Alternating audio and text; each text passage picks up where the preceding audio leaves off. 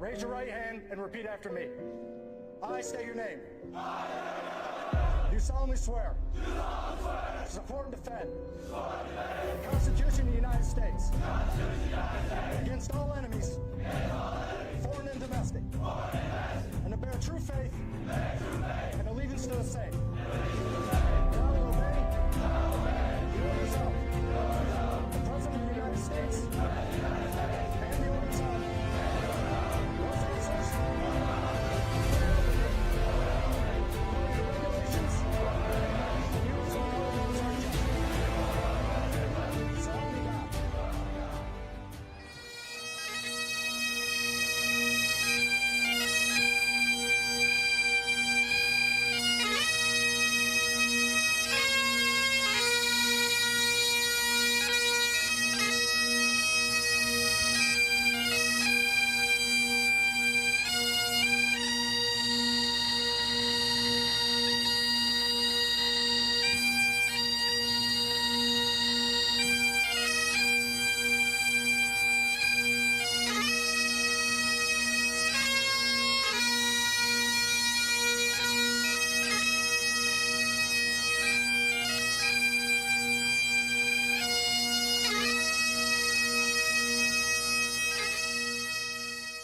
They don't give out a trophy for protecting our country. There's no confetti or victory shower. There are no cheers. What there is something more important. Eternal gratitude.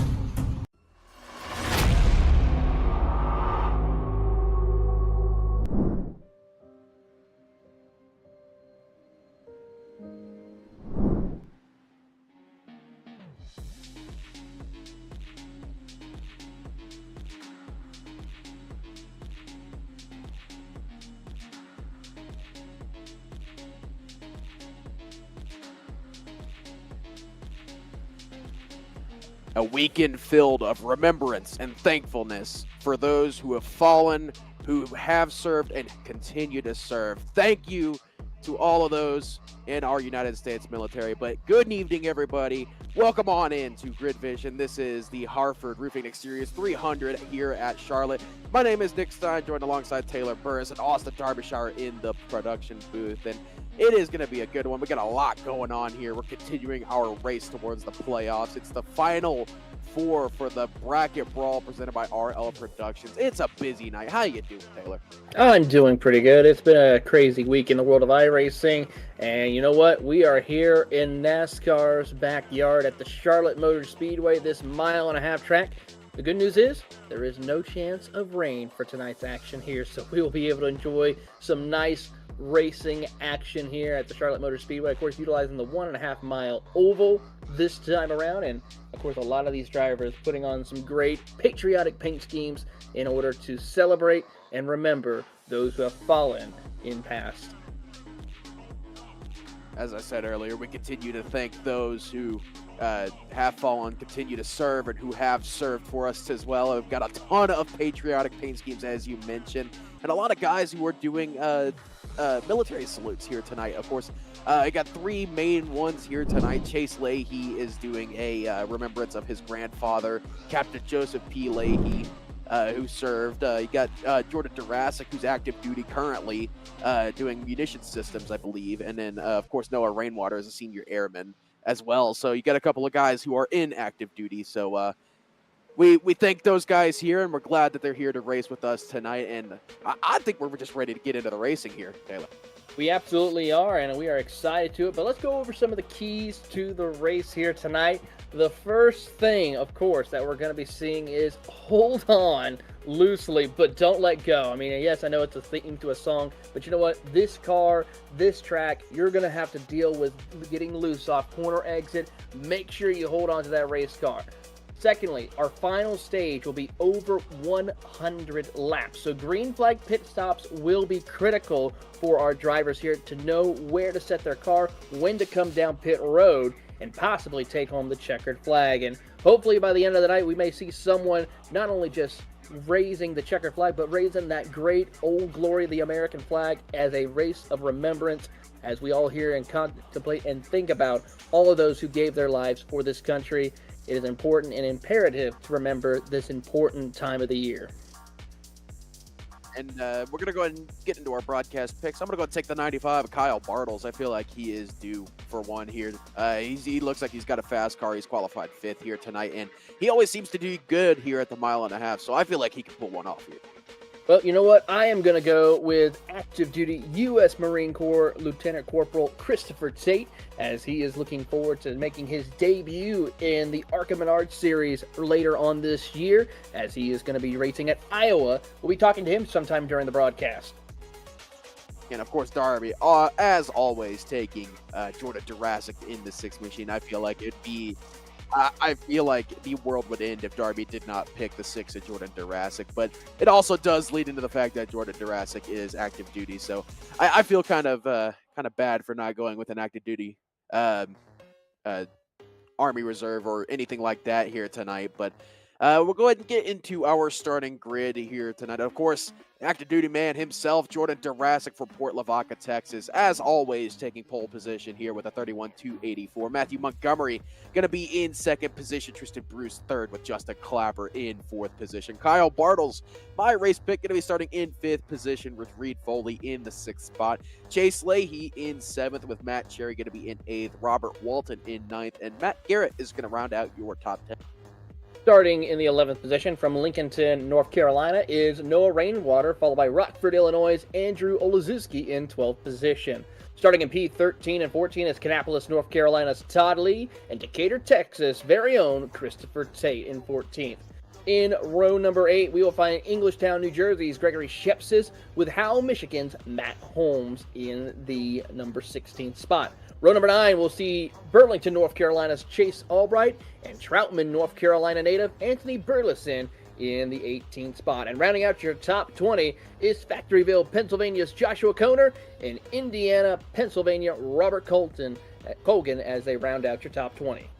Finishing off your 26-car field here tonight, 21st place, Richmond, Virginia's Brandon Slew. For Atkinson, Wisconsin, Stephen Lachinski in 21st, 22nd as well. 23rd, going to be Brandon Schumann out of Kingston, New York, with Ryan Zunk out of Millbury, Ohio in the 24th spot. Rounding out your field here tonight, Bo Condon, going to be the last time card at 31.829, and starting shotgun on the field tonight is going to be Kyle Newkirk in the 26 out of in 26th position out of Newport, Tennessee. And we got a lot of beautiful patriotic cars lined up here tonight. Going to be another pace lap for these guys. But one thing I do want to bring up before we go green here tonight, Taylor, the track tip, dude. I was talking about a pre-race. It got up to about 133 degrees in practice. It's sitting at 128 right now, but that is definitely still one of the hottest track temps I think I've ever seen on iRacing. And the thing is, the temperatures are going to get hotter and hotter as the race progresses, peaking at about 85 degrees right around the time the race should end for these competitors here tonight. Winds out of the south at 3 miles an hour. So we could see that temperature spike back up into the 130 degrees. So that is going to be critical for these drivers of how well they manage their tires, especially that right side, because that's just going to eat into the tire as we progress and get very sticky and greasy out there for these competitors. Yeah, the Xfinity car is known for burning its right front off, but with how hot the track is, I wouldn't be surprised to see a lot of loose race cars out there, because a hotter track leads to a lot looser conditions, and I definitely think a lot of these guys are going to be driving off the right rear tire purely A, because of the temps, and B, how you have to drive Charlotte. So it really is going to be a tough race for these guys tonight, especially seeing as it's supposed to get hotter throughout the. Well, that's why you got to hold on loosely to this car, but don't let go around the circuit. If you cling too tightly, you might lose control. And, of course, this is the Harford Roofing and Exteriors 300 here at Charlotte. This is one of the crown jewels for Thunderclap here, a part of the Thunderclap salutes here at Charlotte Motor Speedway. 300 miles for these guys, 200 laps. It's going to be a good one here tonight. These guys definitely have their work cut out for them as we are in the final 3 races towards the playoffs here. It's going to be Jordan Durasic leading these guys to green flag. Matthew Montgomery to his outside in his bread and butter, the Xfinity. Will he be able to take it to Jordan Durasic as the pace car pulls off? Jordan Durasic inching towards the Geico restart zone here. Green flag in the air presented by Pine Golf. Pretty even start. Wheel spin though for Matthew Montgomery. They're already wrecking. Reed Foley around in the infield. Caution on lap number 1. Chase Leahy involved as well. Yeah, tough break right there. We saw the wheel spin happening as they were trying to work themselves up to speed. You got to be careful with that. But for drivers like Reed Foley and Chase Leahy, they are already going to be on the back burner as far as their handling. Let's take a look at this. A little bit of a slow-mo here, but you'll see right at the moment as they enter into the restart zone, you see that accordion effect of checkup right here. 66 gets in the back bumper, and as even Durasic has a big miscue, and that causes a checkup, and around Reed Foley and Chase Leahy will go. Yeah, I don't want to say that we could have seen this coming, but it definitely was on the back, in the back of the mind of a lot of these drivers here tonight. We heard complaints from a lot of guys saying that they were having troubles with wheel spins on the restart. So this, even on brand new, fresh tires, these guys are still getting a ton of wheel spin. I mean, we're looking off the back of Reed Foley here, and he had a little bit of help from Matt Cherry, but I mean, he was also getting a pretty good amount of wheel spin. And to be fair, that entire outside line looked like they all had wheel spin there. Yeah, a lot of wheel spin indeed coming into play here on that opening lap. So a tough break for them, but it's still early. They can make some adjustments to get back out onto the race circuit and see what they can do. But caution here on lap number 1 to kick off the race. Been it the first time really this season, that at least that I've been here, that we've seen a caution on lap 1. So this is a little bit of uncharted territory for these guys. I don't really think these guys know what to do with this with a caution this early on, but that will lead to some tire saving and some fuel saving here. These guys won't have to worry about fuel for this first stage, seeing as stages are 45 and 90 here. But tires definitely could come into play. So I think a lot of these guys are welcoming this early caution just to save these tires a little bit better. Well, the problem is they only have 5 sets of tires here tonight, and I mean, you could break it up pretty evenly for 200 laps, but the thing is, you got to be careful. I mean, 5 sets of tires, you can probably run about 40 laps to make it to the end of this race here, so you could be careful of how you set yourselves up and make it to the end. Of course, these cars with the fuel can make about 50, maybe 60 laps. Yeah, 60 laps is going to be the key for that fuel, so that will definitely lead to green flag pit stops later in stage number 3. But while we do have a bit of a moment here, I'm going to go ahead and go through our RL Productions Bracket Brawl Final 4 here, because we got a couple of interesting matchups here, a lot of front runners as well.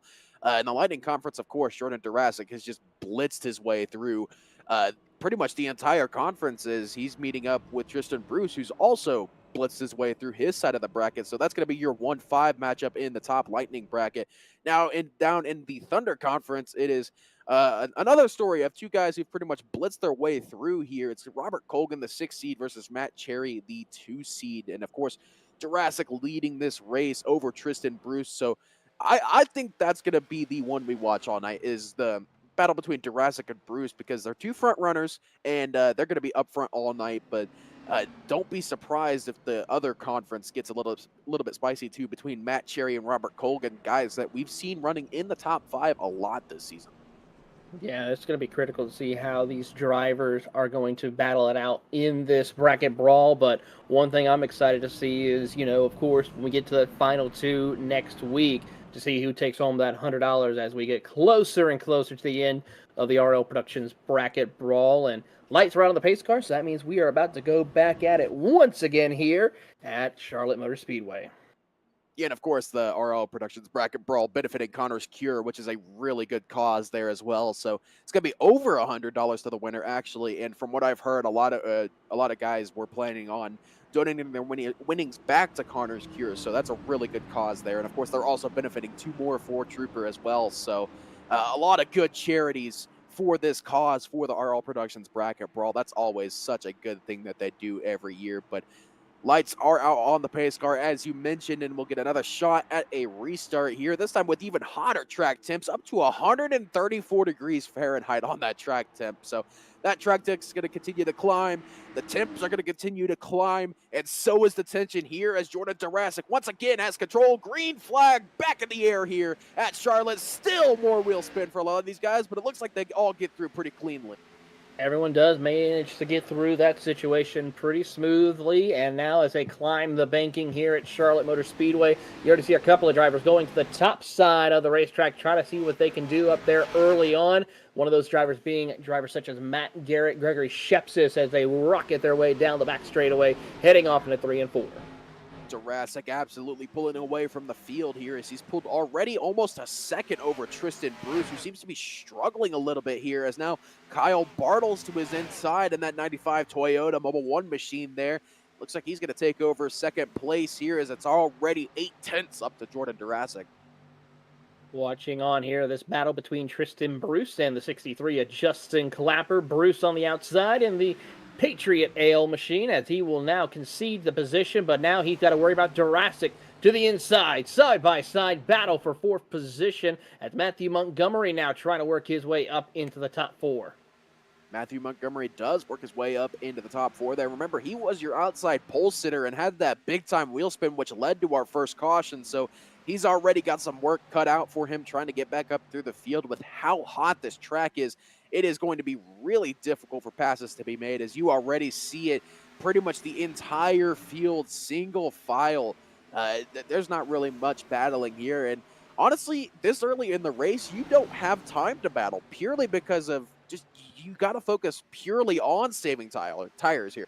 Yeah, you got to be careful. You got to make sure where you set your car up in order to make it through this first stage of the race. 45 laps, your tires are going to be already begging to be changed before we even hit lap 30 in tonight's race. So you have to be careful of how you set it up and make your run. Now, drivers such as Jordan Durasic, who's now starting to pull away from the field, he can start doing a little bit of saving around the circuit here as we watch Matthew Montgomery try to look to the inside. Drivers like Matthew Montgomery, who's going up against the American Nightmare machine of Justin Clapper, he's struggling a little bit. He's eating away those tires with how hard he's racing against Clapper in this stage of the race. Yeah, I was getting ready to do the same thing. Thank you, the American Nightmare machine there. Just Clapper in the 63, working outside of Kyle Bartles, and definitely got some adrenaline in his soul right now. Come on now. That was bad. I know. I'll shut up. I've done better than that, and I've done some pretty bad. Yeah, you go in your corner. Go in your corner. Throw me a bone here. Come on now. Just one. Oh, how about this? They're about to go 3. Pay attention. They're about to go 3 wide here into 1. They thought about it. They thought about it, but it is lap 10, so I think a lot of them decided better on it as they pretty much single filed out here. As I say that, though, Matthew Montgomery to the inside of the 63 of Justin Clapper. And I definitely think that Jordan Durasic is saving here, because now that these guys have started battling, they're starting to pull in Jordan Durasic here pretty well, as the gap is already below 0.3 and closing down towards 0.2 of a second here between Matthew Montgomery and Jordan Durasic in the 6th. So these guys may be pushing here 2nd and 3rd. I feel like that's what's happening here, whereas Jordan Durasic and Kyle Bartles in the 95 are saving a little bit. Yeah, they're doing a little bit of saving as they work their way around, but watching on to see this battle here further back for 2nd position, I'm curious to see what Montgomery can now do now that he's gotten away. Is he that driver who's going to be the cork in the bottle who prevents everyone from gaining ground on Durasic, or is he going to be the one who will help pull them forward here? As now I say that, here they go around the circuit, and they have caught up to Jordan Durasic with that. So he is leading the charge to chase down your race leader as they come off of turn 2. You saw Matthew Montgomery want to use the outside there going down into turn number 1, but I don't know how well the outside is going to work with how hot it is. Usually in cooler track temps, you could definitely make that outside line work, but this is going to be something we're going to talk about all night with how hot this track is. I mean, if we could get the graphic again, it's still sitting at about 132 degrees Fahrenheit here. The air temp has moved up 1 degree Fahrenheit from the time we started here tonight, so these guys definitely going to be struggling with this hot track, and I feel like we're going to need to keep bringing that up, because that could be a really good reason why we don't see that much racing, because people are just too scared to try other lines with how hot it is. Yeah, they may try to be a little bit scared, a little bit conservative of how to get around the circuit to save their tires here. Some drivers, though, are working their way up to the field mighty handily to see what they can do, as we watch Olazewski and Christopher Tate battling for position around the track in 17th, but we're keeping an eye on this battle for the race lead, as here they come into turn one. Olazewski looks around the outside to see if he can get a run. Can't quite make it work, though.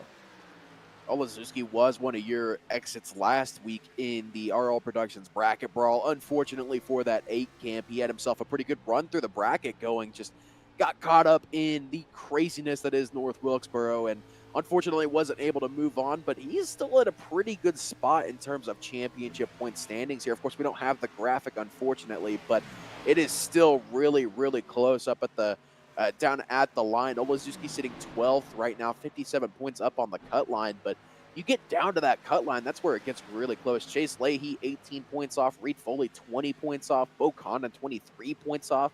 Burleson down in 20th is 24 points off. So you got 4 or 5 drivers right around the cut line that are vying for that one spot to get into the playoffs here. And of course, only 16 are going to make it. And I'm bringing that up now because we're 3 races from the playoffs. So we're getting down to that point where we're really going to have to start focusing on who's going to make the playoffs and who isn't. Yeah, that's going to be the big question, because there's a lot of not a whole lot of spots left for these drivers, and not a whole lot of opportunities to go out there and win races before we get to the end of this regular season and into the playoffs. So these drivers have to be careful of when they need to find out it's go time for them to get those much valuable stage points, and also for some of them to go out there and win. Yeah, of course, up top, it's pretty much Linus Stern from what we're used to seeing. Jordan Durasic with 3 wins up at the top. Matt Cherry is second with a win. You got Christopher Tate, Noah Rainwater, Robert Colgan, Brandon Slew, and Robert Walton all with 1 win as well. And then 8th, 9th, and 10th is TJ de Blasio, Matt Garrett, and Tristan Bruce as well. So these guys are that's post Bristol. So those standings are not updated post North Wilkesboro, because Tristan Bruce did win North Wilkesboro. So you do have, 8 people with wins now. So I feel like our round of 8 is pretty much locked up at this point. Well, I say locked up, but your top 8 are pretty much locked up here. Yeah, your top 8 are pretty much locked in for the moment, so we'll see how that progresses. Can anyone sneak their way in before this season of the regular season is over? As here comes Anthony Burleson looking to the inside of Chase Albright. This is the battle for 13th.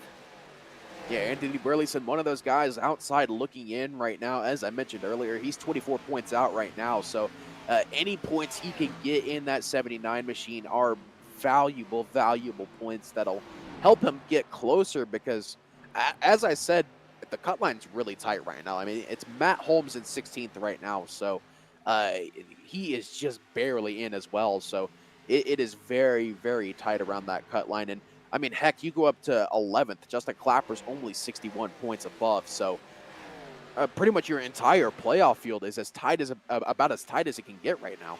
Absolutely. And so we're going to see how this plays out for some of our competitors as we get closer and closer to the regular season finale, as we ride on board here with Jordan Durasic, as Matthew Montgomery leads the charge here today as they work down the back straightaway, heading off into turn 3 and 4. Great racing action here among the 2 teammates. As we see Kyle Bartles, he is definitely looking to see if he can try to steal a win this season before heading into the playoffs. Yeah, you also feel like Kyle Bartles. I mean, he feels like he's close. He's kind of the Christopher Buescher right now. I mean, he's been close more than once here in this league since his rookie race at Talladega, where he finished second at that race. So you definitely feel like that 95 is close as well. I mean, you got a lot of people who haven't won yet that you feel like are close. I mean, Matthew Montgomery's won, as Jordan Durasic's looking to his inside now, and it looks like he's going to complete that pass down into turn number 3. But Matthew Montgomery is definitely one that feels like he's close to a win. Another one is the guy to his inside, Kyle Bartles, as I mentioned. And as you look through the field, and you feel like you see a lot of people that deserve wins so far this season. Yeah, there is a lot of heavy hitters that have put on some stellar runs that have yet to take in victory in the Thunderclap iRacing series presented by TLC Incorporated. I mean, these drivers here, I mean, we have a few of them. Like you said, Kyle Bartels being one of them, Matthew Montgomery. I mean, you also have Gregory Shepsis, who's had a lot of good runs this season. And, of course, even though they haven't made appearances so far recently, you still have the two Truexes who were dominant last season and yet to make a whole lot of appearances this season, but they could always be a spoiler and also come in and win some races.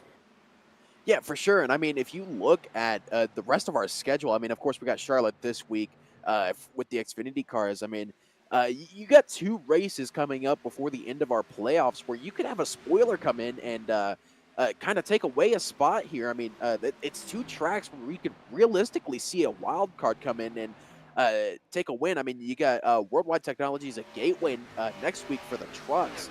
And Gateway in the trucks is a very high skill ceiling. So you feel like there could be someone who may not be as good in Xfinity or the Cup car, but is somewhat of a demon in the trucks, come in and steal a win there and get into the playoffs. And of course, you got Iowa in the next gen, which just got repaved in real life. So that's always a fun race to watch. The next gen at we got a caution on the racetrack here.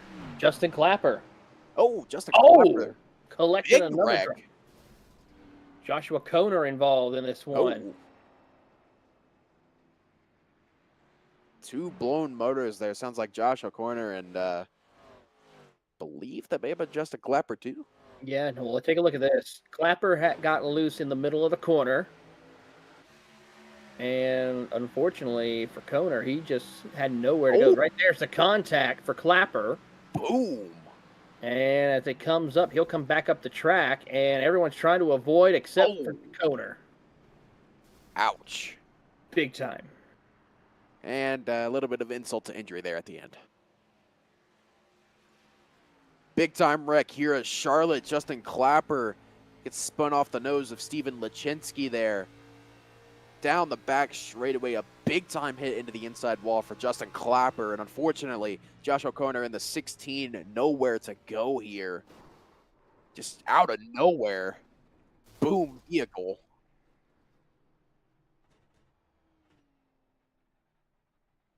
Unfortunate end of the night for 2 what seemed like really fast cars, because we saw Justin Clapper on the edge of the top 5 here to start this race. He did fall off a little bit, but Josh O'Connor did definitely look like he was working his way up through the field as well. So, yeah, just, ooh.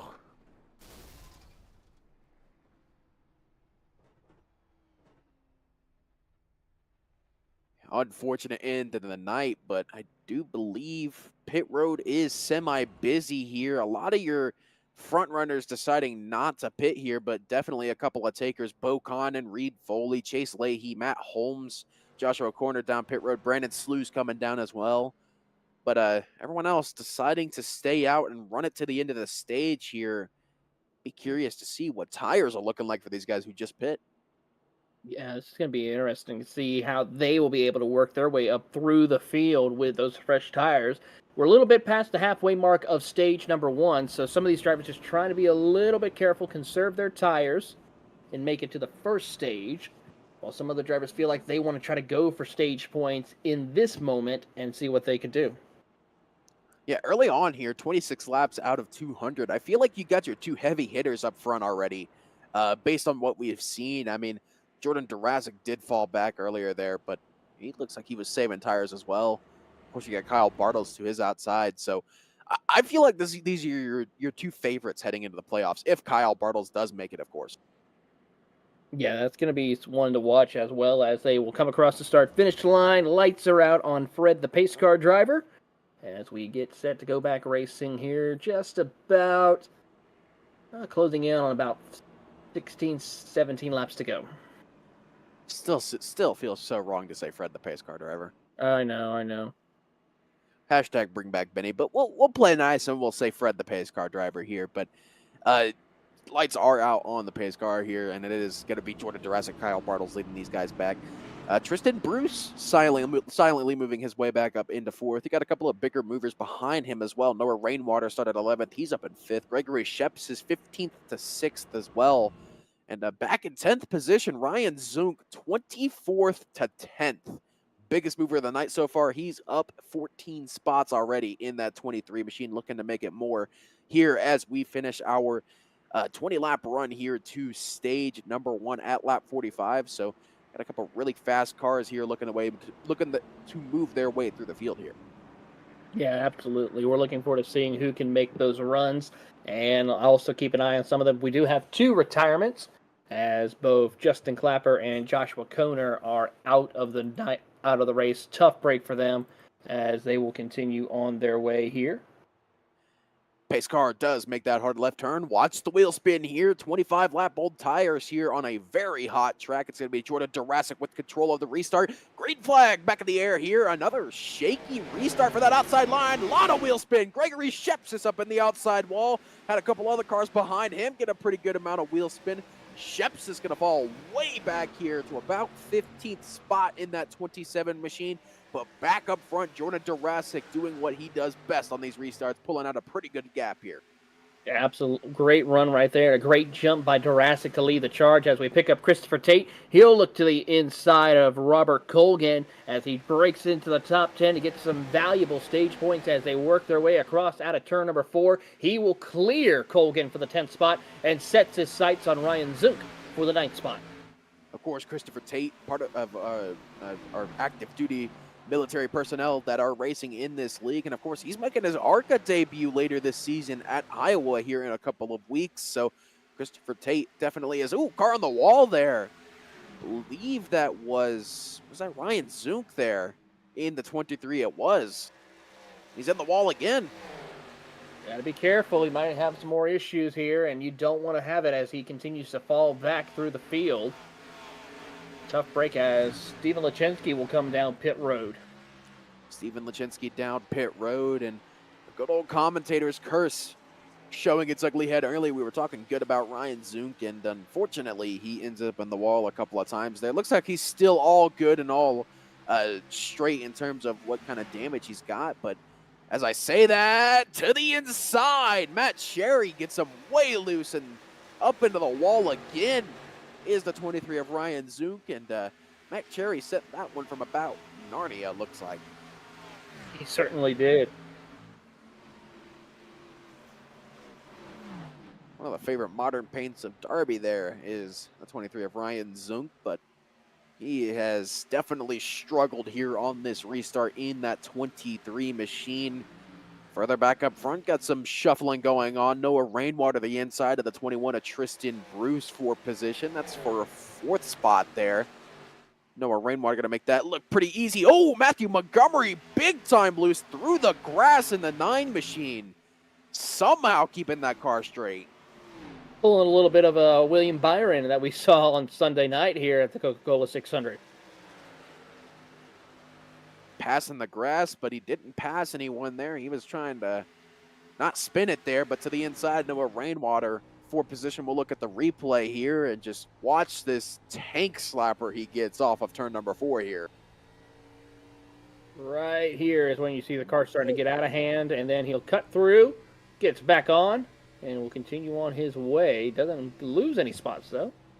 He did just lose a spot, though, to Noah Rainwater, who passed him for position. I think Matthew Montgomery is still more focused on trying to, A, change his underwear, and B, keep that right rear in check, because we already know that right rear is screaming at this point. Ryan Zunk also got big time loose, goes through the grass, and he did make a pass in the grass there. Going back live here as we pick up our leaders coming through across the start-finish line. Just about losing in on 11 laps left to go in stage number 1 for your drivers. Have a battle here between the driver Christopher Tate and Tristan Bruce. Tate really working his way up through the field as he's almost going to squeeze Tristan Bruce. Yeah, Christopher Tate was squeezing there. Tristan Bruce was getting loose on the outside, so that almost ended in disaster, but Christopher Tate does take that 7th spot from Tristan Bruce, and now, 6th spot from Tristan Bruce, and now sets his sights on working on Matt Garrett in the 19 machine for that 6th spot there. Almost a little bit of a hip check from Christopher Tate, but he takes it to the inside of the 19 of Matt Garrett. And it looks like he's got this move pretty well done here. He's going to try to use Montgomery as a pick, as contact between the two. Christopher Tate takes the position and now looks for the 3-for-1 special. He's going to try to make the pass to the inside of Montgomery. They're going to go side by side off turn number 4, and he will not clear Montgomery as Montgomery hits the wall a little bit there, and he will now concede to Christopher Tate. Christopher Tate says, thank you very much. 3 positions in just a lap and a half there, as Montgomery loose again in the middle of the corner there. Matt Garrett says, no thank you, I want no part of that. I'll go ahead and take that position from you. But Matthew Montgomery on the struggle bus here early in stage number 1. 10 laps to go here in stage number 1. 10 laps left to go here, and can Christopher Tate chase down your top 3 here? One thing I'm surprised about is those who did come down to take tires, if they did take tires, that's the question we have to find out for sure, is they're not really making a whole lot of major gains. Brandon Slew in 14th. He's making some runs, but not really making the charge like we thought he would. He did not take tires. Brandon Slew did not. So he is definitely not as quick as he normally would be on the fresher rubber here. But you see up here, Kyle Bartle's trying to make some moves on Jordan Durasic. And yeah, a little update on track temp. We are continuing to set records here as it is quickly approaching 140 degrees, sitting at 139 degrees Fahrenheit. This is... I don't think I've even seen temps this hot at Hot Atlanta before. No, there's only, like you said, a couple of tracks where I've seen tracks close enough to this, being one of them at Phoenix at a couple of times. Most of the West Coast tracks. I was going to say, I think the hottest I've ever seen was 129 at the old Atlanta. And even then, I thought that was really high. And then, of course, we're beating that by 10 degrees, and it's only expected to get hotter from here as well. So it is surprising, as now we're seeing Christopher Tate run the wall here, kind of run the Kyle Larson line for a little bit here, try to get some momentum building up for that 30 machine as he's up into the 3rd spot now, setting his sights on the 95 of Kyle Bartles and hopefully the 6 of Jordan Durasic, but I don't think he will catch in time. As see now a couple of cars further back here, Brandon Slew trying to catch up to Matt Cherry there, Todd Lee as well.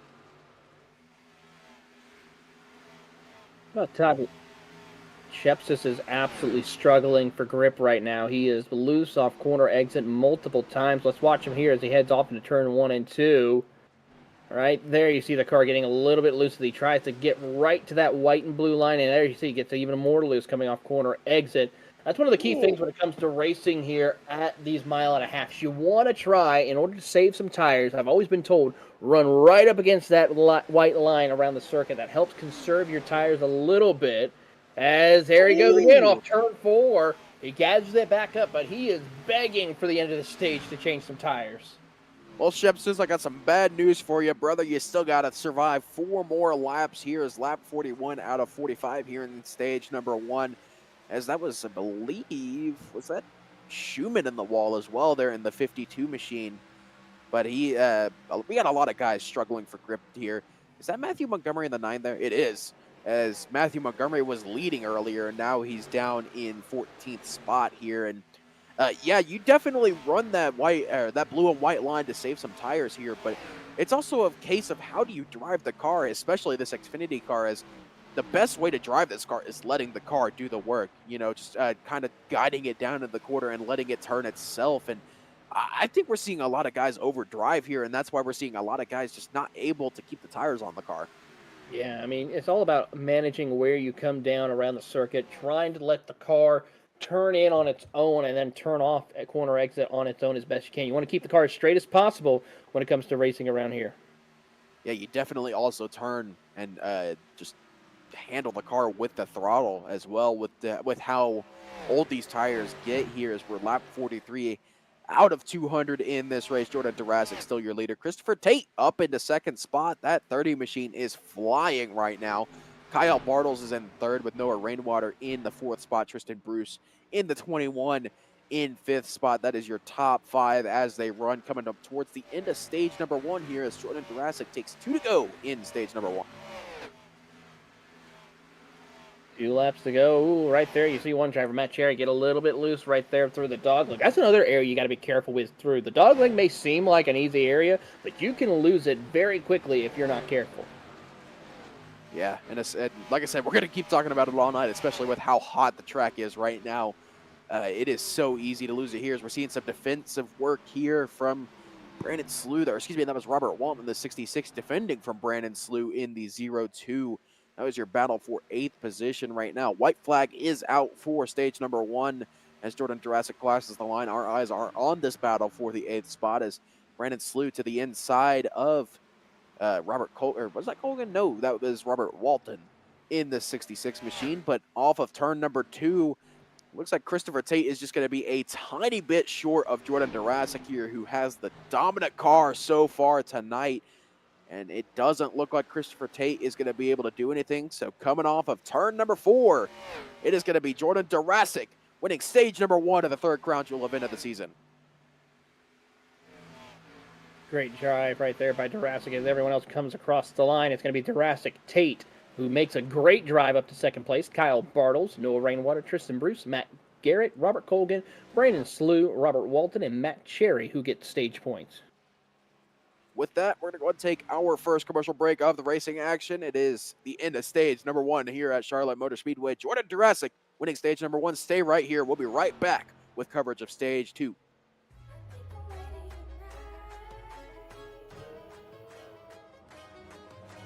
Travis Pastrana here, and you are watching the Thunderclap iRacing Series. Grab a good boy and let's go racing.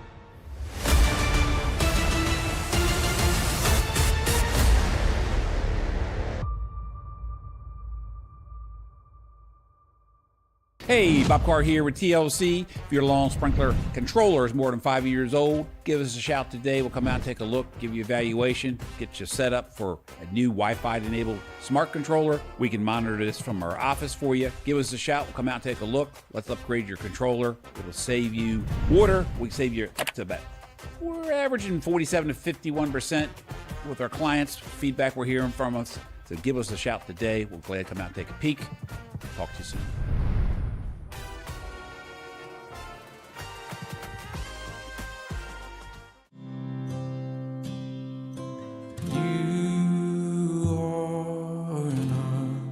You're not alone.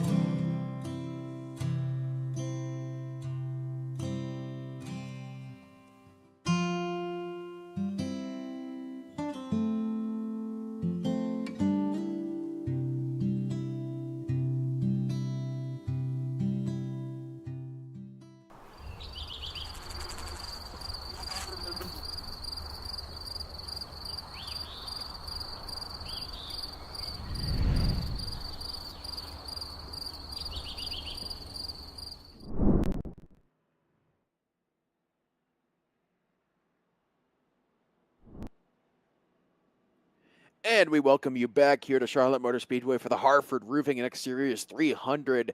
As I said, here at Charlotte Motor Speedway. And of course, we got to give a huge shout out to Harford Roofing and Exteriors for coming on as a name sponsor of this race for the Thunderclap salutes here at Charlotte. And of course, Harford Roofing and Exteriors was born out of a desire to build a roofing and home repairs company that our community could trust. Our company is owned by a local husband and wife team, Sean and Megan, who noticed a gap in the roofing and home repairs industry. They're committed to providing high-quality roofing and home repair services from licensed roofing contractors in Northern Maryland that are trustworthy, dependable, and affordable. To learn more about our roofing services in Harford County, Baltimore County, and Cecil County, give us a call today at 443-331-4916.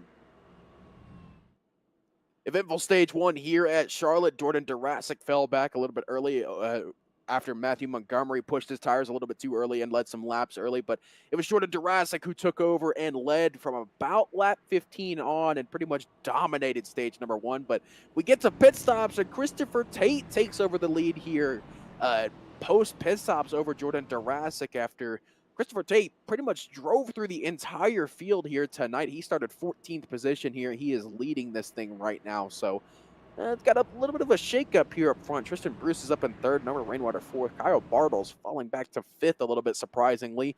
6th going to be Matt Garrett, Robert Colgan 7th, Brandon Slew in 8th, Matt Cherry 9th, and Andrew Olazuski going to round out your top 10 for this upcoming race. Really good opportunities for these drivers here as they work their way through. And of course, we did just get a new subscriber, so we got to thank Mr. Rob Evans for subscribing here on Grid Vision as we get set to go back racing next time by for stage number 2. 40 laps run till we complete to lap number 90. And that's where the real endurance aspect of this race is going to start, is at that lap 90 mark. Of course, you mentioned earlier a 110 lap run to the finish, and that is definitely going to be tough, with it getting so hot here. I mean, right now track tips down to about 132 because there hasn't been cars running on the track for a few minutes here, but it will definitely pick up here once we go back green. So definitely interested to see how hot it does get, because we saw it get up near 140 by the end of stage 1 there. Yeah, we did, and so we're going to see how the drivers will fare during this run, and then, of course, the big one at 110 laps. Well, maybe about 105 if you throw in the fact of having to do pit stops and under caution type cycles. So we'll see what the drivers will do during that stage of the race. But 23 cars. Steven Lachinski is the first car and only car 1 or more laps down as they work their way into turn 3 and 4. And of course, the pace car going to make that hard left turn back onto pit road and duck down towards the safety of pit road at that. And it's going to be in the hands of Christopher Tate, as now Christopher Tate has control as they creep towards the TLC restart zone here at Charlotte Motor Speedway. Green flag back in the air here at Charlotte, and a pretty reserved restart from everyone. Not a lot of wheel spin throughout the field for the first time tonight. Tristan Bruce to the inside, 3 wide for the lead. Not waiting one bit in that 21 machine. He takes the lead quite aggressively, I might add. How about that power move to want to take over the race lead in the early stages, and he wants to try and pull away in the early stage of stage number 2 as they work off side by side. Matt Cherry versus Christopher Tate as Noah Rainwater moves up to P3. Christopher Tate falling back, but we saw this early in the race to start. He was saving tires pretty aggressively here. Then he flew his way through the field to the end of stage number 1, ended up finishing 2nd there. So he'll be back. Don't worry about it. He doesn't have any problems right now. But we're going back to this hornet's nest back here for about 13th place, 14th, 15th, somewhere around here. They were 3 wide for a moment there down into turn number 1. That was, I believe, Gregory Shepsis, Brandon Schumann, and Brandon Slew in the 0-2. But these guys are all just trying to find a piece of tarmac they can call their own for now. Yeah, they're trying everything they can here for the moment as they work their way through. Tate tries to power his way back up into the top 5 at the moment as he tries to work his way through. He now sits 11th, now falling outside of the top 10. But we'll see him before the end of stage 2, I have to say. Yeah, for sure, Christopher Tate is falling off here, but like I said earlier, he is saving tires, so don't you worry about him. He'll be back up before you know it, but single filed out pretty much through the rest of the field here. Still a little bit side-by-side further back. Christopher Tate getting passed by some other guys here. Matthew Montgomery is getting ready to get passed by Chase Albright here, and a couple of these guys back here are still trying to find their positions, but throughout the rest of the field, not really much racing going on. I think people kind of figured out what they have with their cars here. Is actually we're going to battle for the lead up front. Jordan Durasic to the inside of Tristan Bruce in the 21. Side by side for the lead through 3 and 4 here. Tristan Bruce up top, Jordan Durasic on the bottom. Durasic gets squeezed a little bit by Tristan Bruce there. A little bit of squeeze, but here comes Jurassic. He wants to retake the race lead as you're on board with Noah Rainwater, who gets a big run on the inside as he will lead the charge to move up to second place. But Tristan Bruce is not done. Ooh. Caution is out on the track. Albright and Montgomery having some problems. Connor's Cure caution number 3 on the night between Chase Albright and I heard Matthew Montgomery as well. Your outside pole sitter involved here early on, lap 55 out of 200. Let's see what happens here. Oh, good old chrome horn from Chase Albright. And Chase Leahy just barely missing that. A little too early to be that rough, I think I have to say. A little bit of roughhouse in here for the swing set.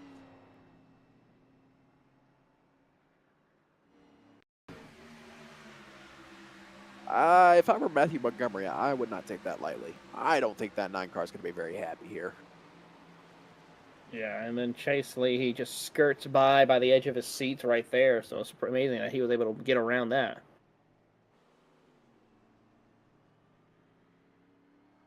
That'll put us under our third Connor's Cure caution of the night here. Second for cause. Of course, we had that accident on lap 1 with a ton of wheel spin. And this is our second for cause here between Matthew Montgomery and Chase Leahy. Oh, Jordan Bridges in the YouTube chat getting a little bit feisty.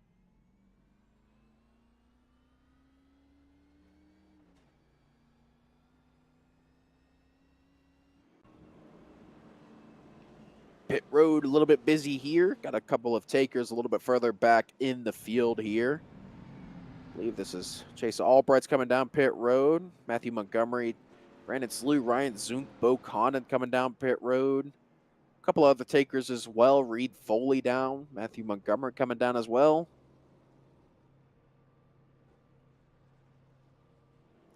And we got the Matthew Montgomery camp not being too happy with Chase Albright.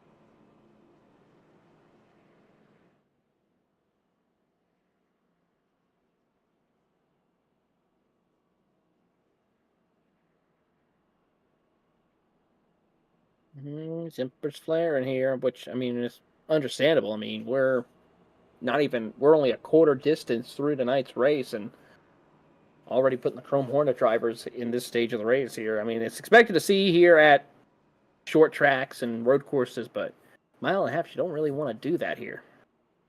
That is fair, and we'll have to see if some payback is dished out a little bit later on tonight, but you are definitely right. You are not used to seeing the bumper used that aggressively at a mile and a half, as it usually ends up with a ton of junked race cars. Works a lot better at short tracks, like you said, but yeah, that is definitely interesting to see this early on in the race, but stuff does tend to happen here at Charlotte, and we always seem to see some sort of beef here at Charlotte, whether it be on iRacing or in real life. I mean, most glaringly, you look back to last year between Denny Hamlin and Chase Elliott. That was funny. I feel like that was hilarious. Yeah, it certainly was. So hopefully we don't see any of that, and I'm pretty sure race officials will handle that accordingly if there were to occur.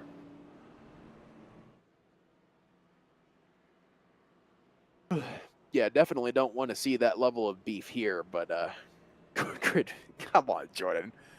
Oh man. You gotta love our YouTube chat. They just love instigating here, apparently. Oh, we can bring the chaos. We could, but we like to keep this one official. This is our one race a week that we like to keep official, so let us have it. Like the Coke 600 last week on Friday night. Oh, good Lord. I listened in at the worst times for that race. Yes, you did.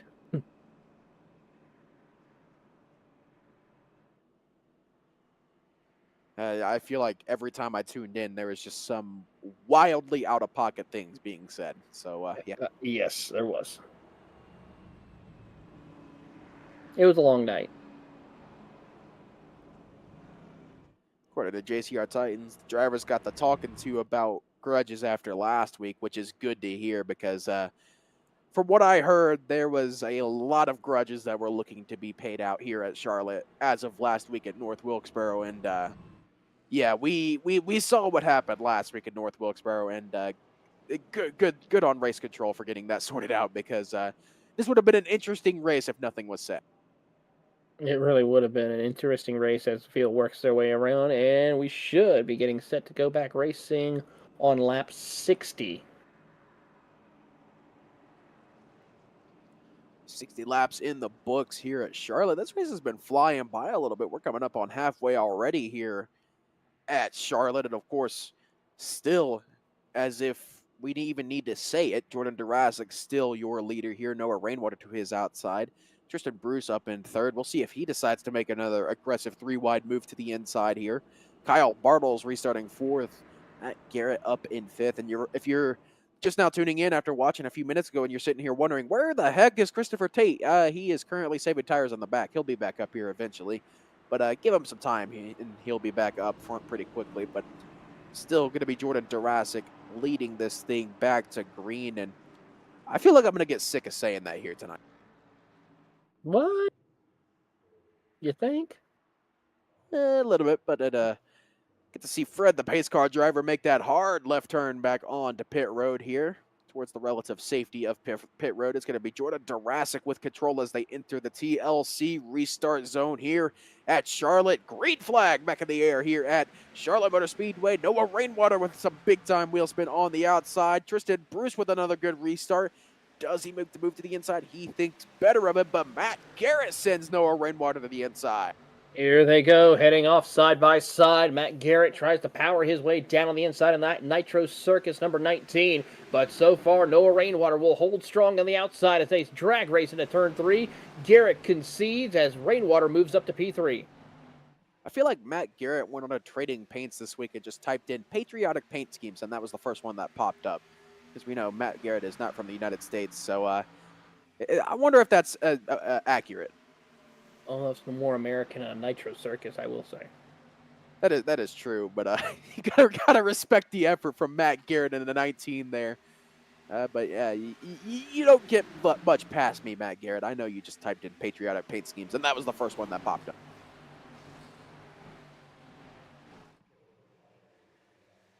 Wait, it's not Matt Garrett. It's Matt Hoyland who's did not American. Yeah, I was oh getting my to say, God, what are you dude. doing? I just let you roll with it. I'm like, I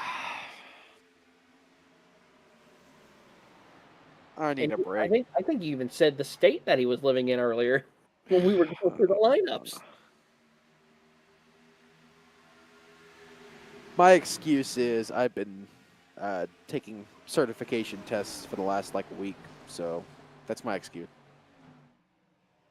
Well, here they go. Matt Garrett in the Tyler Truex racing machine is putting on the effort to make the charge up through the field as he is under pressure from Kyle Bartles for the 4th spot as they come down across the front straightaway, heading off into turn 1, right behind Robert Colgan, who's been making a good charge up to the field. He sits in the 6th position. Oh, we got a car sideways. Reed Foley to the inside of turn number 4 there in that 15 machine, having himself a little bit of a rough night to start things here. Reed Foley, of course, had himself a pretty decent season going, and it looks like he's just hit a wall. Well, that sounds like the wrong thing to say, but it just looks like he just has not had a good few weeks here as he gets loose down into turn number 3, and I am genuinely surprised that wasn't a caution. Yeah, I'm surprised too, but he's able to gather it back up, and we're still racing here as they come through and pick up Jordan Durasic leading the charge. Tristan Bruce hot on his heels as they head single file into turn 3 and 4. Tristan Bruce up in the 2nd spot here tonight. We really haven't seen him in the top 3 all that much here tonight, but that 21 looks like he's making a charge for the first time here as Jordan Durasic still leads this race. Tristan Bruce looking to the outside. Doesn't look like any moves are going to be made down into turn number 1, but definitely good to see that Tristan Bruce may have a run on the 6s. Now he's going to take it to the outside. And Jordan Durasic side by side for the lead here at Charlotte Motor Speedway. Noah Rainwater to the inside. 3 wide down into turn number 3. Jordan Durasic wisely backs out of it. Tristan Bruce up to the lead. How about that amazing pass as Tristan Bruce will lead the charge. Rainwater wants to try to follow suit as Kyle Bartles sits to the catbird seat, ready to make a pass if any one of these 4 drivers makes a mistake here. And Jordan Durasic is wondering what the heck just happened. He just lost 3 positions in the span of about a lap there in that 6 machine, and he is flabbergasted right now as to what just happened. He certainly is, as they work their way around, and he's wondering what in the world has happened for this driver as they come out of turn number 4. Jurassic got a little help from Kyle Bartles as he tries to push himself closer to the top 3, but Tristan Bruce starting to pull away just a little bit, but Noah Rainwater's trying to stay taut on his heels. New leader here, Tristan Bruce, leading his first laps of the night. Noah Rainwater wanting to get in on it as well, as see Gregory Sheps is back there a little bit further back. And now that we have gotten through that relative chaotic bit, looks like things are starting to calm down a little bit here at Charlotte Motor Speedway. A lot of single file action here halfway through stage number 2 as we're on lap 67 out of 200, and it's a hot one here in Charlotte. It really is. It's going to get more incredible as we work our way around, closing into the end of this race. Currently, track temperature 84 degrees, 137 is the track temperature. So there you go. That's the hottest temperatures I've ever seen in a sim race.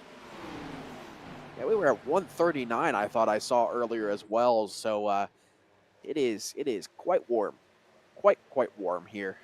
It is hotter than I'd like my steak cooked at 139 degrees.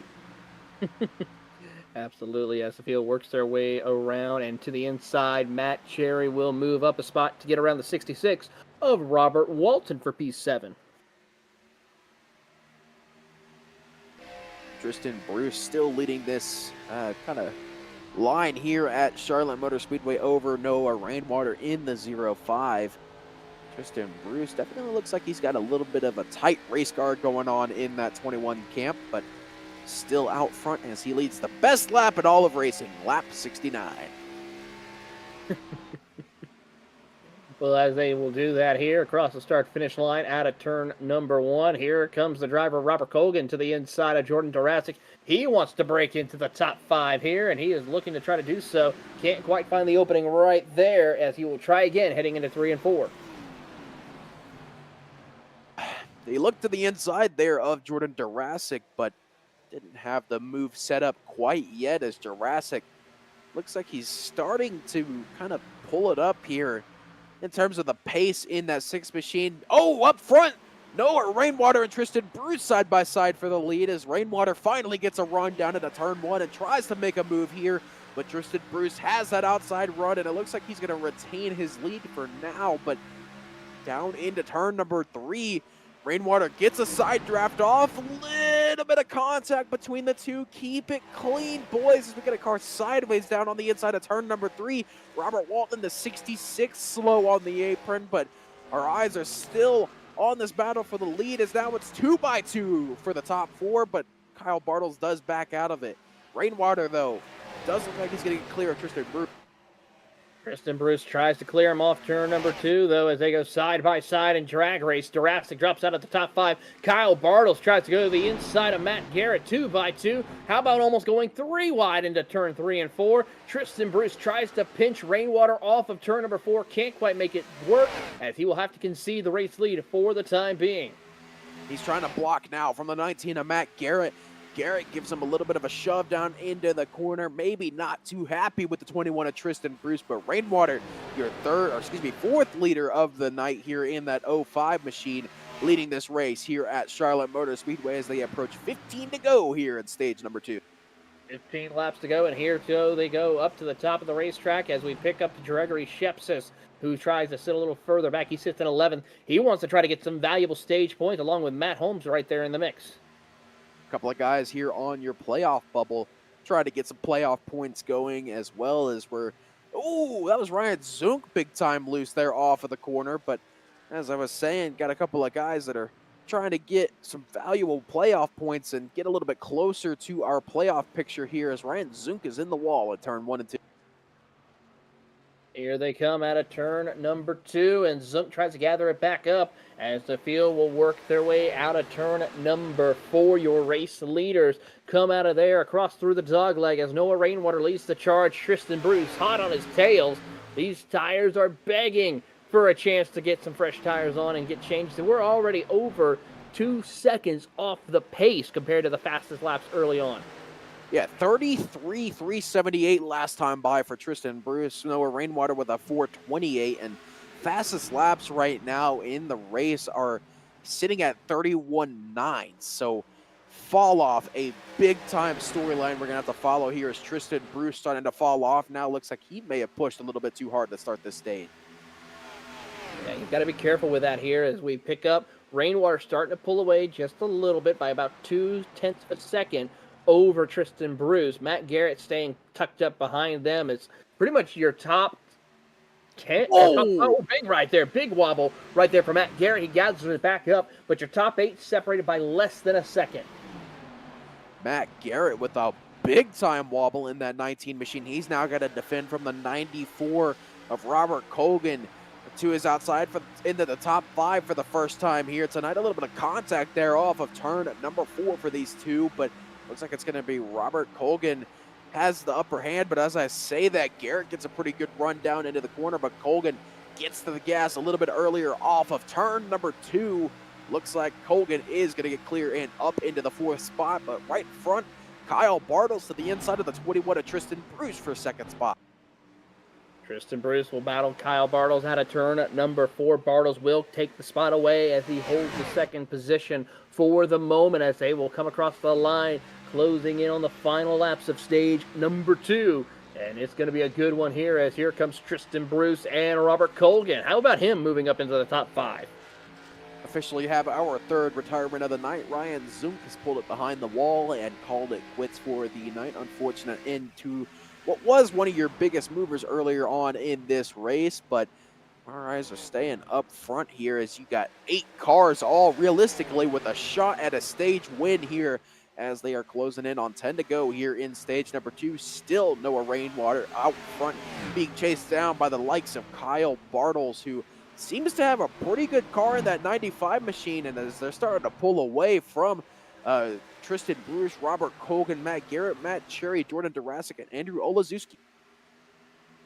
Olazewski gets a good run here. He wants to try to get a couple of spots as he'll go around the outside as Matt Garrett goes to the inside of Robert Colgan for the 4th spot. Keep an eye on Cherry. He's right there in the mix, thinking about going 3 wide. Thinks better of it. He'll stay tucked up behind the driver of Matt Garrett.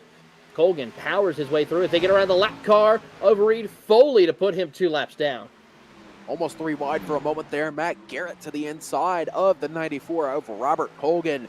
Colgan still fighting back on that outside line. Garrett's getting a little bit tight off the corner. Colgan has that outside line run, and he will get clear of Matt Garrett. Single file once again here at Charlotte as here comes, I believe that's Matt Cherry in the 45 looking to the inside of Matt Garrett in that 19 machine. They're going to be side by side. That's going to be for the 5th spot here at Charlotte. Here they go side by side across the line, heading off in turn 1. Noah Rainwater and Matt Garrett all close right there with a contact with Matt Cherry as they try to hold on through the middle of turn 1 and 2, but Cherry powers his way across the inside to move up a spot. Oh, we got defending going on here. Big time blocks from Noah Rainwater in the 05 as he sends a couple of heinous blocks and the bumper being used. Kyle Bartles gives the bumper to the 05 of Noah Rainwater, and that's going to take Noah Rainwater all the way to the back of this lead pack here. And now Kyle Bartles having to defend from Robert Colgan in the 94. Let's get a replay of that because that may have been a little bit of payback. I mean, right there, you saw the big block. I mean, we're this early on in the race. No need to try to do something like that. But then Kyle Bartles was not happy with it, so he just sent it. We'll have to see if Race Control takes a look at that because that was definitely a couple of heinous blocks, but definitely Noah Rainwater being on the big time losing into that one as we got 8 laps to go here in stage number 2. Kyle Bartles just sent Noah Rainwater to the stratosphere and made him lose a ton of time. And now he's going to work on chasing back down Tristan Bruce in the 21.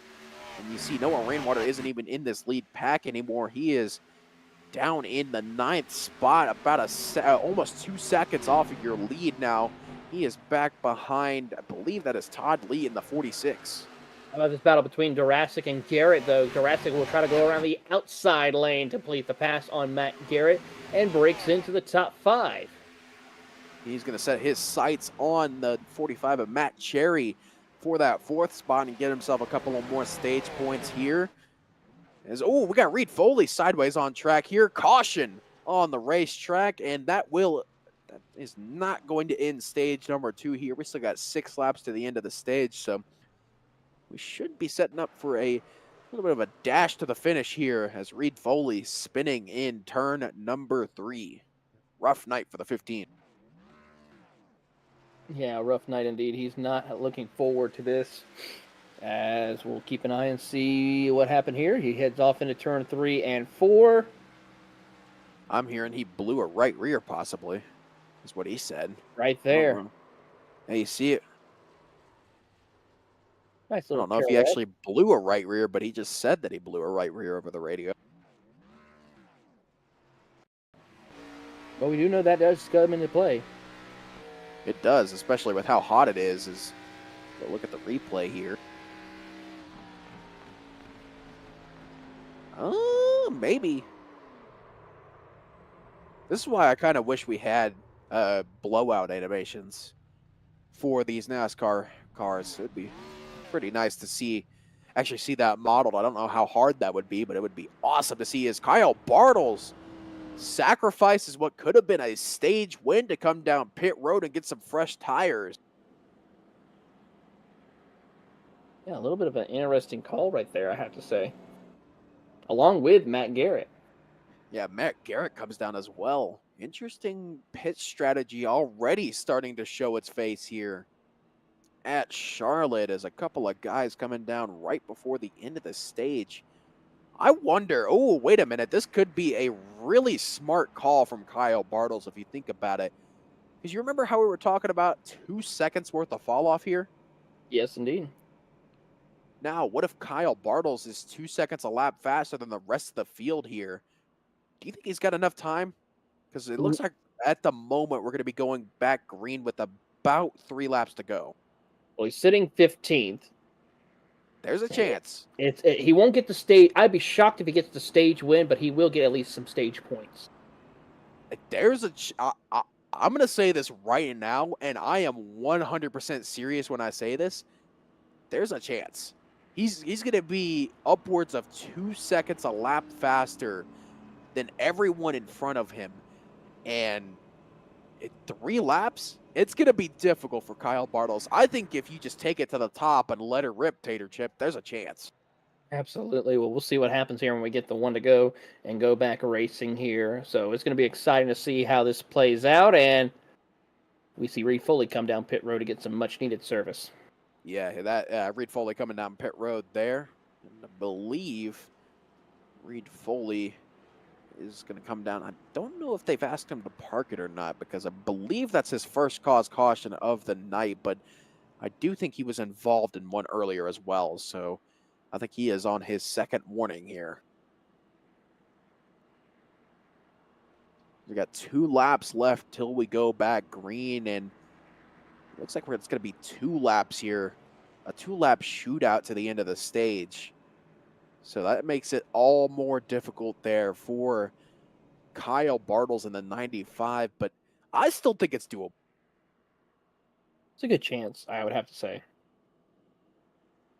He's got 14 spots to make up in 2 laps. I've seen bigger comebacks before. What was it, Kyle Busch at the Kansas race? Or excuse me, was it the Atlanta race or the Kansas race where he went, what was it, 20th to 8th in 2 laps? Yeah. Like I said, there's a chance. I mean, we'll have to see here. But it's going to be Tristan Bruce leading these guys back to the green flag here. Robert Colgan up in second spot in that 94 machine. Matt Cherry up to third. Jordan Durasic in fourth. Andrew Olazewski, one of your playoff bubble drivers, up in the 5th spot, having himself a pretty good night. Todd Lee up in 6th, Noah Rainwater 7th, Gregory Shepsis 8th, Brandon Schumann 9th, and Matt Holmes rounding out your top 10 as they run currently. And it is going to be 1 to green here at Charlotte as the lights are going to be turned off on the pace car here. And it's going to be up to Tristan Bruce to see if he can bring this thing home to the end of stage number 2.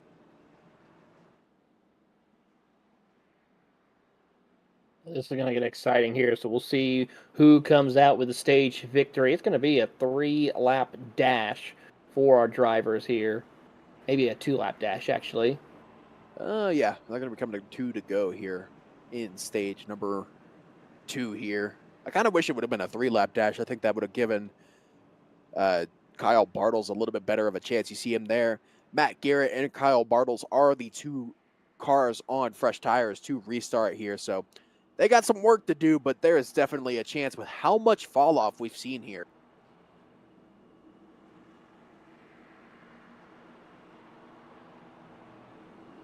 I'm going to be keeping my eye on that 95 and see what he can do here as we have our main broadcast feed on the race for the stage win. But down into turn number 3, Tristan Bruce going to have control of this thing to restart it here. We're going to do an onboard here of Kyle Bartels just to see what he can do. I'm down. Let's do it.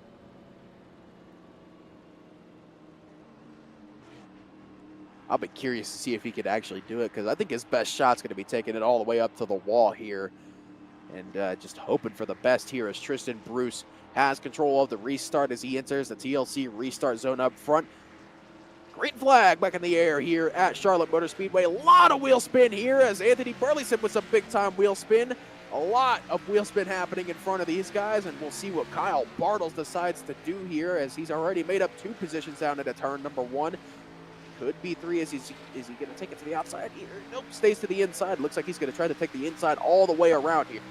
He's already up to 12th. Now make it 13th as he's trying to find an opening as they will now go off. So he is kind of stuck in a bubble right now. He's got to think of something that's trouble. Chase Leahy in the wall right there, and one driver will split the difference. That's Matt Garrett as they come around one more time here for this end of stage 1. They have one more lap to go. Tristan Bruce, one more lap here in stage number 1. We're keeping our eyes on Matt Garrett and Kyle Bartels, who for the moment look like they made the wrong call here as Matt Garrett was 3 wide for a moment there. Somehow they keep it all straight, but we're keeping our eyes on Tristan Bruce, who's going down the back straightaway trying to defend from Jordan Durasic, as it looks like Durasic's not really going to be able to go anywhere here. But coming off of turn number 4, ooh, we got a car sideways off of 4, but it's going to be Tristan Bruce off of turn number 4, winning stage number 2 here at Charlotte. Great run right there. It's going to be Tristan Bruce, Jordan Jurassic, Robert Colgan, Matt Cherry, Andrew Olazewski, Todd Lee, Noah Rainwater, Christopher Tate, Brian Schumann, and Matt Holmes. And for Matt Garrett and Kyle Bartels, 13th and 15th. 14th for Kyle Bartels. So not a good strategy call. It could have worked if they had a couple of more laps. It just got really crazy for about 10th on back. But with that, we're going to go and take our second commercial break of the evening here. Stay right here. We'll bring you back for stage 3 coverage in the final 110-lap dash towards the finish.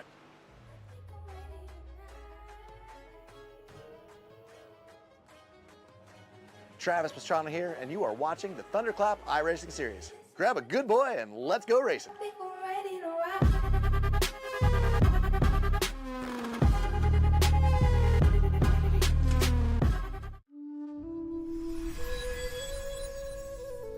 In a distant kingdom, in a magical realm, there lived people who faced dreadful drainage problems on their lawns. For many years, they suffered from puddles and mud in their yards. Until one day, the saviors from TLC Company appeared with their magical shovels and lifted the wet curse from the kingdom's residents. Forget about puddles and mud. With us, your yard will become a genuine fairy tale nook.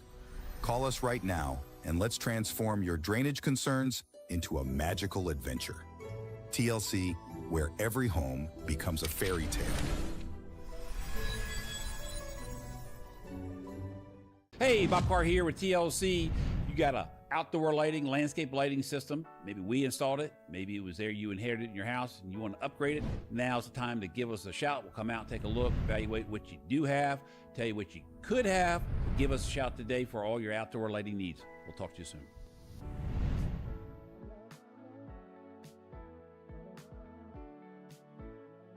Hey, Bob Carr with TLC.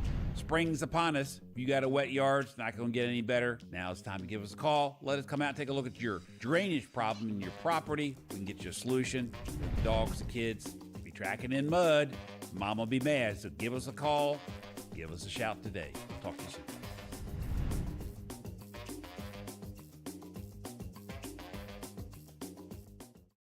TLC is the best in lawn sprinklers, outdoor lighting, holiday lighting, yard drainage, and more. Let us take care of your project.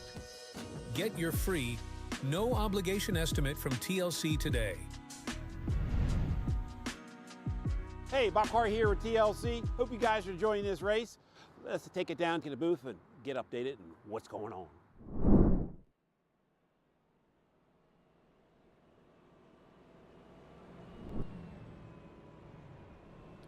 We welcome you back here to Charlotte Motor Speedway and I believe it's the Hartford Roofing and Exteriors 300 here at Charlotte Motor Speedway. And of course, always got to thank our good friend Bob over at TLC for being one of the main sponsors here for the Thundercloud iRacing Series. And of course, TLC is the premier service provider for lawn sprinklers, outdoor lighting, and drainage solutions in Maryland, DC, and Virginia. Transfer your home into a showcase in just one day with a new water-saving lawn sprinkler system, energy-efficient outdoor lighting, or the healthiest backyard in the business. A little long goes a long way with TLC. Head to tlcincorporated.com for more information. It was Kyle Bartles making an interesting strategy call coming down pit road with 4 laps to go in the stage there. What should have been a pretty easy stage win for the 95 ended up being a 13th place finish there in stage number 2. It's going to be Christopher Tate leading these guys. I believe everyone down to Jordan Durasic. Nope, excuse me. Steven Lachinsky stayed out under that last caution. So Tristan Bruce mired back down in 10th position and pretty much the line astern from how stage number 2 finished there from 9th on back. So big time shakeup here at Charlotte. Very big. So we're going to see how this works out. And while we're under caution, let's have a moment to talk to Christopher Tate if we have a second before we go back green flag racing. Idea. Go and drag him up here. What's up, brother? Sorry. Okay, hold on. I was going to try to be all official, but that just took me out. Hold up. Christopher Tate up in the booth here with us. You're leading here at Charlotte. Did you stay out? I believe you did, correct? Yeah, I did. I took tires right for the stage and did so. Tried to flip it a little bit. Yeah, just kind of stay clean there in those 2 laps. Got in front of the other guys a bit. And now just got to try and keep the lead. Yeah, we saw you saving a lot of tires there at the start of stage 2. Fell back pretty far, but you're back up here leading here at Charlotte. And, of course, we had to do it. I want to talk to you about your debut a little bit here at in the ARCA Menard Series there at Iowa. How are you feeling for that? I'm ecstatic. I'm not really sure what to expect now with them repaving part of the track, but I mean, yeah, I'm more than excited to be over there in a couple of weeks. So looking forward to it. It's another big step in my career, and just hopefully I can build something off of it and schedule some more down the road. Hey, fair enough. We'll be cheering you on here from the Grid Vision booth here in a couple of weeks when we go to Iowa. Any questions from you, Taylor? Well, one thing I got to ask right quick, how is it you're able to balance being an active duty as part of the military and the Marine Corps and also being able to set aside time to go out and compete in the ARCA Menard Series? I mean, for the longest time, I tried to keep it separate. And here, starting around right before Daytona, I really started trying to integrate it together, let my command and all them know. And they surprisingly been really supportive about it. So that really helps. And sorry, I'm going green right here. Yep. But I mean, yeah, it really helps them being that supportive about it, mainly just because they understand that I have a life outside of the Marine Corps and a professional career that I'm chasing. So they let me do my work there, and then if I got time and we don't have any operations coming up, then they let me go out and do what I need to do. So to me, that really speaks volumes about my leadership and all them around me. So yeah, it's surprisingly not as hard as I thought it originally would be. Well, we'll let you get back at it with the racing. Good luck to you, Chris, and thank you for your service. Christopher Tate making his debut in the ARCA Menard Series at Iowa here in a couple of weeks' time. Always interesting to talk to someone in the car like that, and we'll let him get back down to his race team chat there as he is currently leading here at Charlotte, having to defend from the likes of Kyle Bartles and Matt Garrett here. And Christopher Tate, always so fun to talk to in that 30 machine, and hopefully we'll get to talk to him a little bit later on here tonight. Yeah, we're looking forward to it as the field works their way around the circuit. He leads the charge, but here comes Kyle Bartles with a head of steam. He wants to put the challenge on for the race lead as they come across the front straightaway into turn 1 and 2. Out of turn 2, Bartles thinks about looking to the inside, can't quite find the opening just yet, but he will look to see what he can do as they work their way out of the round into turn 3 as he tries to show the nose and try to make the pass for the lead. Yeah, we saw on that restart while we were talking to Christopher Tate there, a lot of wheel spin throughout the field. Of course, these guys from older tires. Bo Condon got incredibly loose there on that restart. And we saw a 3-wide moment down into turn number 1. Everyone was able to keep that clean. We also saw further back, I believe it was Steven Machinsky, got a pretty good shot of wheel spin in that 99 machine as well. So wheel spin definitely going to be a big-time factor if we do have a pretty good long green flag run here.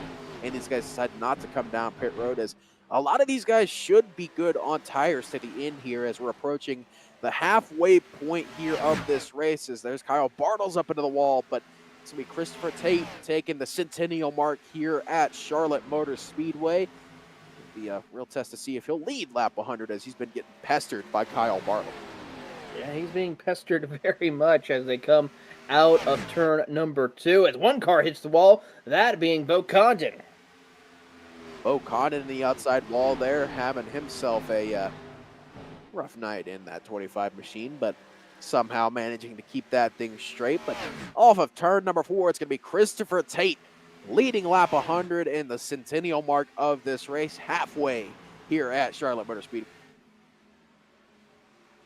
As they work their way through the middle of the corner here, and a great drive for the competitors as your top 3 is starting to slowly separate themselves. Wondering how this will be for the strategy of them as far as saving and conserving tires as they work across out of turn number 3 and 4. There you see the 52 of Brandon Schumann going to the inside of Matt Holmes. Brandon Schumann, Matt Holmes here further back. This is for, I believe, about maybe 15th place there. I was looking myself to see, and right as Darby said it there, I saw it as well. 15th place here for Matt Holmes and Brandon Schumann. They were side by side, but they seem to have calmed it down a little bit further back behind these guys side by side for position. We're side by side for the lead up front, though, as Kyle Bartles has worked his way to the outside of Christopher Tate in the 30 machine. This is for the lead here at Charlotte. Christopher Tate on the inside, Bartles on the outside, but does not get the run off the corner he was hoping, and that's going to mean more work for the 95 of Kyle Bartles as he tries to work his way back up to Christopher Tate. Christopher Tate trying to do everything that he can to hold off Kyle Bartles for the time being as they come off a turn number 2. Great drive for him to just continue on holding his line, keeping the gap, minding the gap, and those 3 have starting to pull away further and further to the biggest lead we've seen all night. Yeah, usually, used to tonight, we've been seeing a lot of packs forming here, a lot of racing with a big pack up front, but now it's realistically only 3 cars up front that have kind of pulled away from the rest of this absolute hornet's nest from, looks like this is about 9th on back here, which is pretty much all of your front runners here. So looks like this is where our hornet's nest went. Certainly seems to be the case here as they work their way around. Matt Holmes trying to hold off the hard charger of Matt Cherry to break into the top 10 as they'll go side by side for position. Matt Holmes working his way back up to the top 10. That's not a name we've called on too much here tonight, but he has quietly been in and around the top 10 here as he's moved himself up into 10th spot. Now working to the outside of the 6 of Jordan Durasic. Looks like Matt Holmes is going to make that move pretty easily, but things starting to calm down a little bit pretty much everywhere as not really any battling going on here as Andrew Olazewski now looks to the inside of Tristan Bruce in that 21 machine. And a lot of things going on here from about 10th on back. Ooh, Gregory Shepsis nearly bit the dust right there with Todd Lee as he was trying to find an opening to get around Tristan Bruce, but he's able to recover and hold on. Tristan Bruce now to the inside of Gregory Shepsis. It looks like Bruce is saving here. Contact between Shepsis and Bruce there. As Shepsis got, I think Shepsis got a little bit loose off the corner there and Bruce had nowhere to go. But they keep it all straight and all good, but Tristan Bruce definitely keeping an eye on his nose now. Yeah, he is keeping an eye indeed as he's watching and waiting to find that opportune time to make a pass for position here. As they work away, Todd Lee will go around the outside of Tristan Bruce for position. Can't quite clear him off, but he's doing the best he can. He does get clear of Tristan Bruce right in front of him. Gregory Sheps is now working on the 8 of Andrew Olazewski, who now looks to the inside of the 45 of Matt Cherry. Gregory Sheps just thought about 3 wide to the outside there, but thinks better of it as these guys are starting to settle in for this incredibly long run here at Charlotte. It's going to be about 105 laps by the time it's all said and done.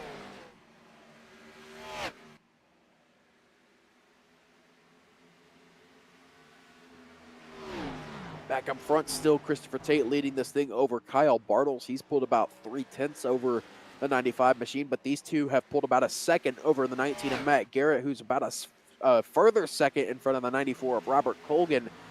It's about another 6/10 back to Bo Condon in the 25 machine, who's got, it's pretty much just an absolute hornet's nest from there on back, as it's about 3 seconds between 6th and 21st. That's a tight battle to keep an eye on, 6th through 21st position. I mean, you're looking at a good group of drivers who have a shot of making their way through, but they are currently losing ground on your race leader, as your top 2 have pulled away, with Christopher Tate starting to pull away also from Kyle Bartles. Mike X in the YouTube chat asking what happened to Clapper. Well, unfortunately, Justin Clapper and Joshua Corner got into an incident about 85 laps ago. That'll put us at about, lap 35 there, where Justin Clapper got turned on the back straightaway into the inside wall, and Joshua Corner, it was actually lap 24, as we'll get a replay of it real quick. You see right here, it was between Justin Clapper and Steven Lachinsky here. See, Clapper gets turned to the inside wall there. That ended his race, and then here comes Joshua Corner right behind him. Bam! Oh, and we didn't see, but Reed Foley got involved in that. That's probably where Reed Foley's problems started here tonight. Yeah, it was a tough break right there for him. But yeah, that's what happened to Justin Clapper earlier in this race. He's been out of this race for a while, and we've had a couple of other retirements as well. Ryan Zunk retired about 40 laps ago in that 23 machine. He had himself a pretty rough night all night. And of course, Kyle Newkirk did not start here tonight in that 20 machine. So we've had technically 4 retirements here tonight, and I believe Reed Foley has also retired the car as well in that 15 machine. So 5 retirements on the night. We got 21 cars on track here, all of them still on the lead lap.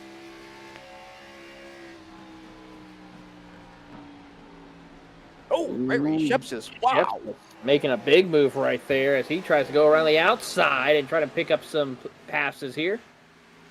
Looks like we're at a plate track here, all the single file, and he's trying to slingshot himself further up in line for just a second there. That was fun.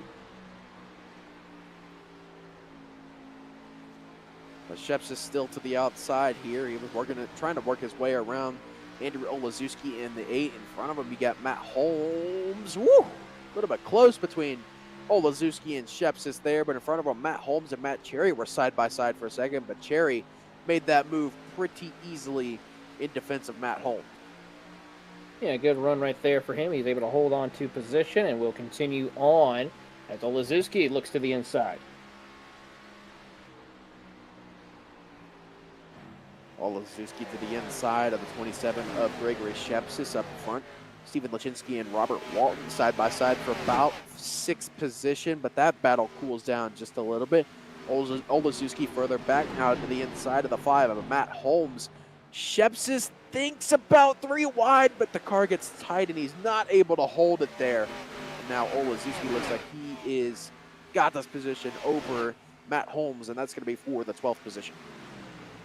Great drive right there by Matt Holmes to pick up a couple of spots here as we pick up a little further of Bo Condon falling into the clutches of Stephen Lachinsky. Bo Condon definitely falling off here in that 25 machine. He had that big-time wheel spin moment on the restart, but other than that, it's been pretty quiet as we say that. There goes Bo into the wall. Poor Bo. That's all I got to say. Oh, man, the commentator's curse has just killed him this season. Every time we put a camera on this man, he just somehow, some way makes a mistake that just kind of ruins his race. And I'm hoping that wasn't it because I used to be a part of the Go with Bo army, but unfortunately, that Not train is tonight. going nowhere. As Matthew Montgomery gets a little bit loose there off of turn number 2. He's looking to the outside now of the 66 of Robert Walton. And Matthew Montgomery, of course, he has had himself a tumultuous night here tonight. Started second place tonight, and he's been on the fringes of the top 10 for the majority of the night as well. Keeping an eye on the competition as they work their way around side by side, and Robert Walton will now get around Bo Condon for position as Bo tries to fight his way back, but so far it's not going to work as Jurassic and Montgomery try to find their way around. A lot of cars got loose there off of turn number 2, but they all keep it straight there. Robert Walton getting a little bit tight in the middle of the corner, but he is going to keep that 7th spot from Bo Condon, who is, that was 6th position for Robert Walton, but Bo Condon is falling back big time here in that 25 machine. Yeah, he is struggling for grip right now. He's got to be careful because here comes Montgomery and Olazewski and Tristan Bruce. They're looking to try to find an opening. As Noah Rainwater voicing a little bit of his displeasure over the driver's radio. Matthew Montgomery just barely taps the wall there in 3 and 4. That got tight between him and Tristan Bruce off of turn number 4 there, but they all keep it straight. Montgomery cuts down in front of the 21 of Tristan Bruce, and now he's going to go to work on attacking, I believe that was, who is that? Is that Bo Condon? Yes, it was. Yeah, Bo Condon is able to fall back further. Oh, he'll hit the wall again and get turned into the outside wall. Shepsis right there, as Bo Condon will fall further and further back. He tries to go Albright. Caution out. That's going to be our, I believe, 5th Connors Cure caution on the night.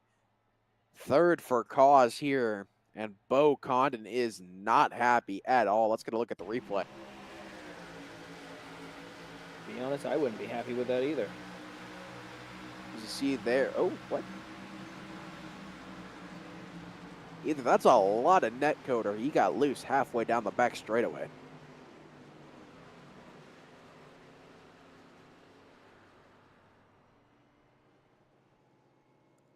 I want another look at that. Because either that was a lot of net code or he just got loose there.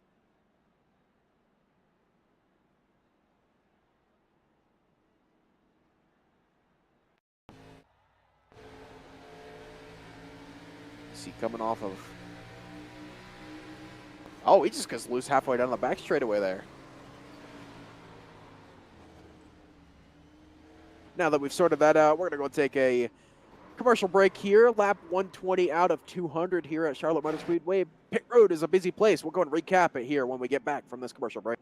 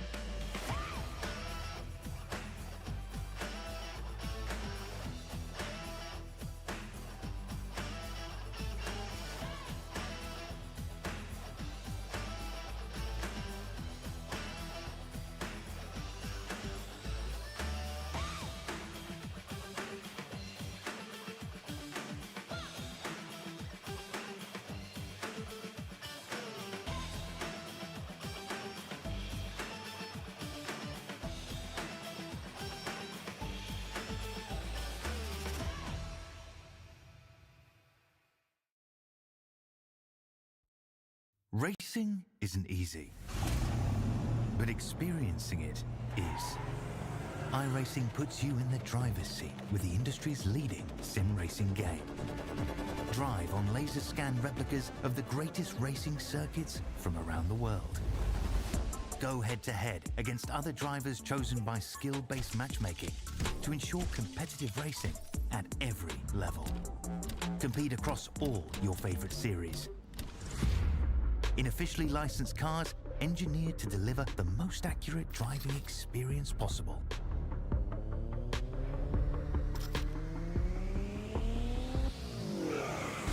Join a race or host your own with players from across the globe. Race against the computer or in a league with friends. Feel the thrill behind the wheel. Visit iRacing.com.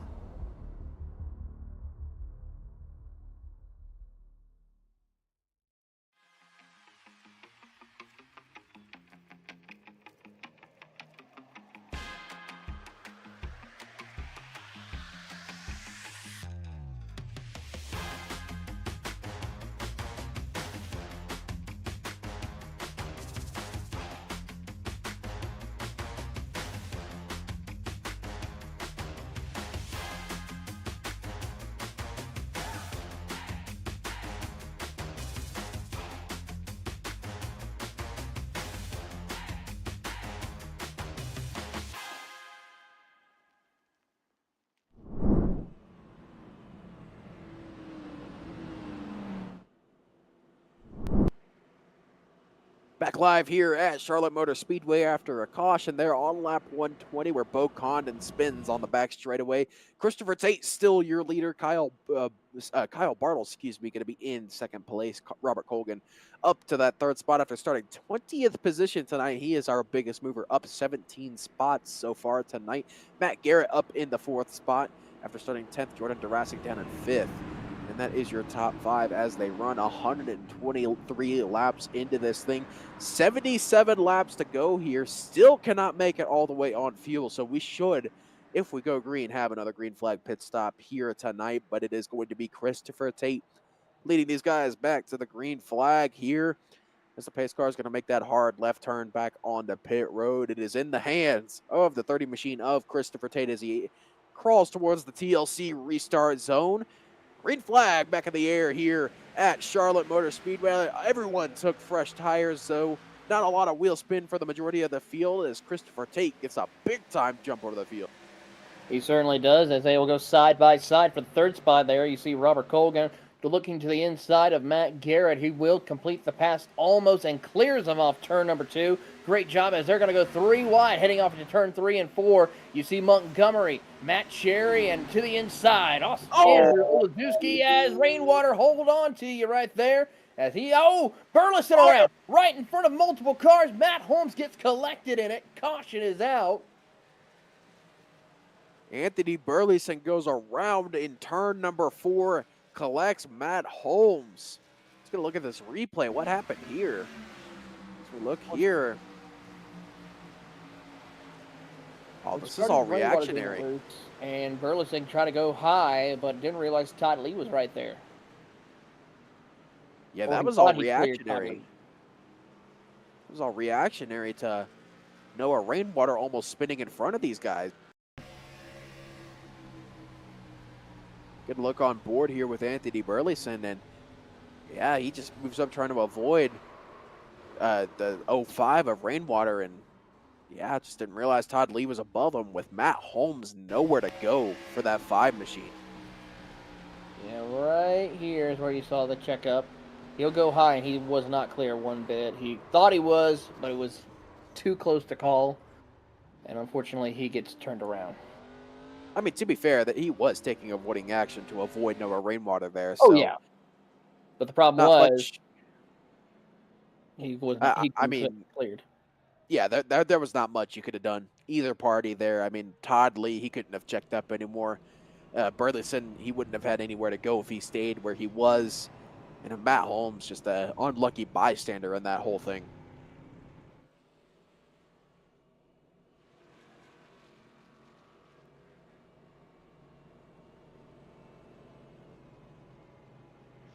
After a quick caution here at Charlotte, still Christopher Tate leading, Kyle Bartles second.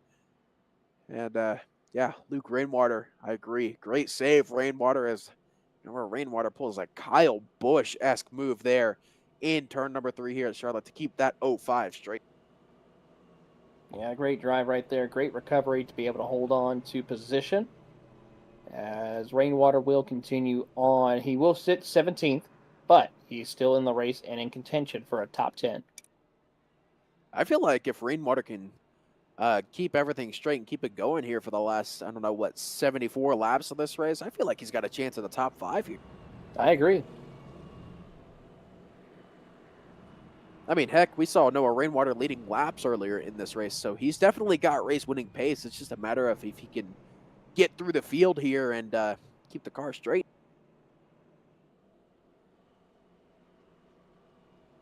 We'll see what happens here.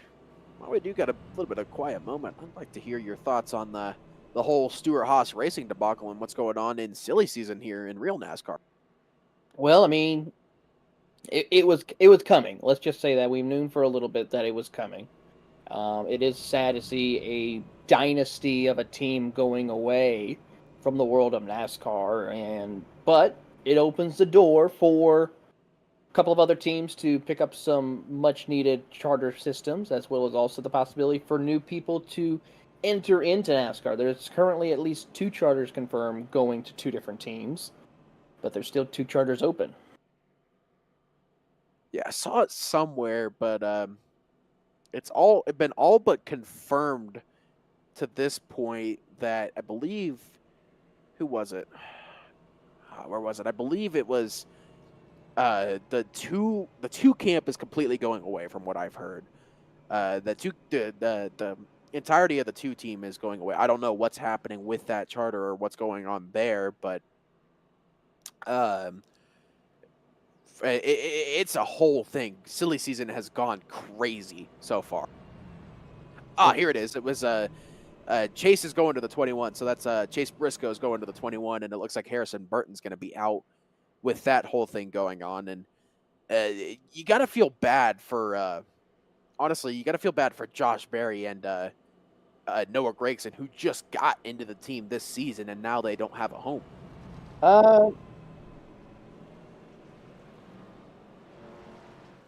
Yeah, so it basically the 4 charter is going over, from what I've heard, over towards Front Row. I believe it was Front Row, yeah. The Front Row is buying 4. Well, it hasn't been confirmed, but by the sound of it, it will be Josh Berry and Rodney Childers going over to Front Row, which will be a big help to that team. I mean, don't get me wrong, Michael McDowell has done a lot of great work, but with Michael leaving to head over to Spire in 2025, I mean, you have... And with the big-time money of Loves going over there, too, because Loves is committed to Michael McDowell. Wherever McDowell goes, Loves is going as well. But another big thing... And then there's also the big news that it's not confirmed just yet, but it's expected that Dale Jr. and Junior Motorsports are going to be buying 2 of those charters as well and opening a Cup team. So that's not 100% confirmed yet, or even we don't even know if it's even planning on happening. But imagine that if that happens. Well, that's the thing. It won't happen, I don't think. I will be shocked because Junior, time and time again, has said the price is not right for him to go out there. Yeah. The only other people is going to be either 23XI and Trackhouse for the other 2 associated. But we'll get back to that talk here in a little bit as Christopher Tate has control heading down into the TLC restart zone. Green flag back in the air here at Charlotte Motor Speedway. Another big-time restart there from the 30. A wheel spin there as these guys shift up into 3rd gear. And they all keep it straight here as Christopher Tate gets away from that absolute hornet's nest forming behind him. Side-by-side for position as they battle for 2nd place. Robert Colgan tries to go around on the inside to beat Kyle Bartles' 4th spot, and he will hold on and get the spot away from Kyle Bartles as Jurassic will try to do the same and follow suit as they go to the inside. And how about this? Matt Jarrett thought about going 3 wide through the middle of turn 3 and 4. Thought better of it, backs off, and he will now battle with Steven Lachinsky. Kyle Bartles now looking to the outside and now to the inside of the 94 of Robert Colgan. Oh, contact further back. Lachinsky's around in turn number 2. Somehow keeps that straight. There's still wrecking. Matthew Montgomery's involved. caution as Todd Todd Lee now sideways. Chase Leahy involved. Who else is that? Oh, man. Gregory Shepsis. Gregory Shepsis and the 27 Pine Golf Machine involved.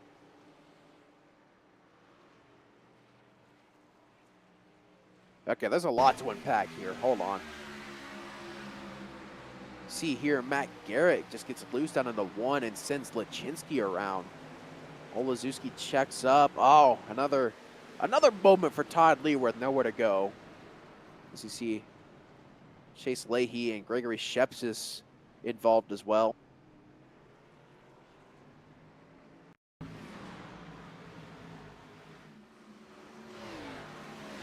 Todd Lee has had a rough go of things here in the last 10 laps. He certainly has, and he has been struggling to make sure he finds his pace here, but unfortunately, I think with that contact, it might be game over for him. Yeah, he's been involved in 2 separate wrecks where none of it was his fault in the span of 10 laps.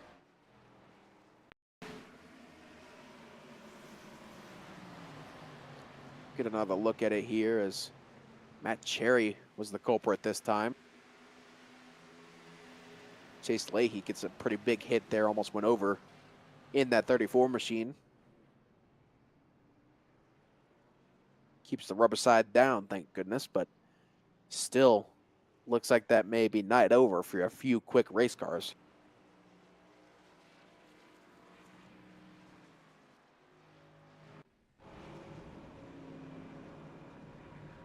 But I guess it's a good time to go back to our silly season talk, as I believe we left off, what was it, 23XI and Trackhouse were involved as well. And I see a lot of people saying that Daniel Suarez isn't going to get re-signed, but from what I've heard, he's close to an extension with Trackhouse. Yeah, he is close to an extension right now, so that's not going to be a worry. And honestly, for someone like Zane Smith, who's been kind of used around a little bit in as far as a spy or as part of a Trackhouse deal, he really hasn't been performing as what we would expect him to do. So there could be a possibility that Zane Smith may be out of a shot over at Trackhouse and move Shane Van Gisbergen in, and then, of course, move probably someone like a Connor Zillage up to the colleague car, possibly in 2025. Or put Connor Zillage in the Xfinity where Gisbergen is, and I'd be curious to see if they put Gisbergen full-time for Trackhouse with that third charter. I think that's the most likely scenario, is because Gisbergen has pretty much been a Trackhouse exclusive when he does cup races, so I feel like that's where that third charter goes. I mean, that is if Trackhouse does buy that third charter, because, I mean, this is all still to be determined. Like, this is all silly season talk. None of this is official, so don't run to Twitter with these clips, people. But I definitely think Zane Smith is out after this season. We already know Harrison Burton's out after this season. He's been underperforming in that 21 car. And like I said, Chase Briscoe is most likely to end up in the 21 at Wood Brothers. And it's just it's really a kind of a curiosity to see where that fourth charter goes, because we already know 2 are going to front row, obviously. Or one's going to front row, excuse me. One's going to Trackhouse, and I would assume 23XI is going to get that third charter. It's just all a curiosity to see where that fourth charter goes. Yeah, another thing to keep in mind as well is also starting possibly in 2025, any new team can only have 3 car teams. No 4-car teams unless they are already a 4-car team as of this year. So teams, so that's going to leave Motorsport. Hendrick. Yeah, Hendrick. What was it? Joe Gibbs as well, right? Yeah. So those are the only 4-car teams right now. Yeah, so I feel like once we go further into the summer months, silly season is just going to get even crazier. Like, I feel like we're going to get some just out of left field news that literally nobody expected here. So I'm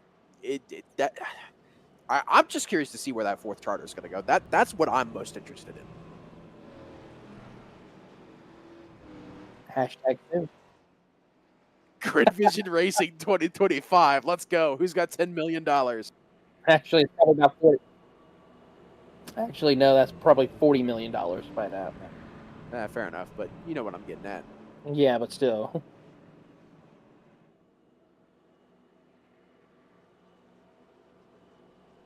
But back to the race on hand here. Of course, we're at Charlotte for the Harford Roofing and Exteriors 300 here, a part of the TLC Salutes crown jewel here at Charlotte Motor Speedway. Lap 134 out of 200. Christopher Tate, one of our active duty military personnel, leading this race over Robert Colgan in the 94. Kyle Bartles in third position. Another active duty personnel in Jordan Durasic sitting in the fourth spot. Robert Walton in fifth. Tristan Bruce in sixth. Andrew Olazuski going to be sitting in seventh. Matthew Montgomery in eighth. Brandon Slew in ninth, and Chase Albright is going to round out the top 10 here on this restart here on lap 134 out of 200. Here at Charlotte as the pace car going to make that hard left turn back on the relative state of pit road. And for the third time here in stage number 3, it's going to be under the control of Christopher Tate as he heads towards the TLC restart zone. Great flag back in the air here at Charlotte Motor Speedway. Another good restart from that 30 machine as Robert Colgan goes a little bit tentatively there on the gas, going to give up that position to the 95 of Kyle Bartle. Kyle Bartle's trying to fight his way back through as he holds the second spot away from Robert Colgan as they come out of turn number 2. How about Tristan Bruce trying to go around the outside of Matt Garrett? Jordan Durasic up ahead of them as they go side by side into turn 3 and 4. Ooh, that's going to get tight there between Jordan Durasic and Robert Walton, the 66 machine there through turns 3 and 4, as Robert Walton looks like he has the better run over the 6 of Durasic, and he will get clear of Jordan Durasic, which is going to allow Tristan Bruce to get clear of him as well, as it looks like Durasic is really just playing the saving game here. Yeah, some of them as drivers right now have the best time to try and save some tires.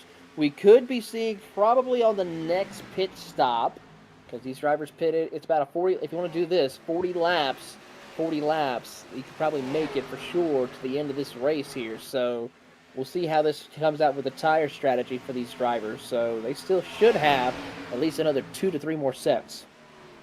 I feel like if we get a caution at around lap 150, we'll see everyone come down, and this will transition into a fuel-saving race, as the fuel window is about 50 to 55 laps here at Charlotte.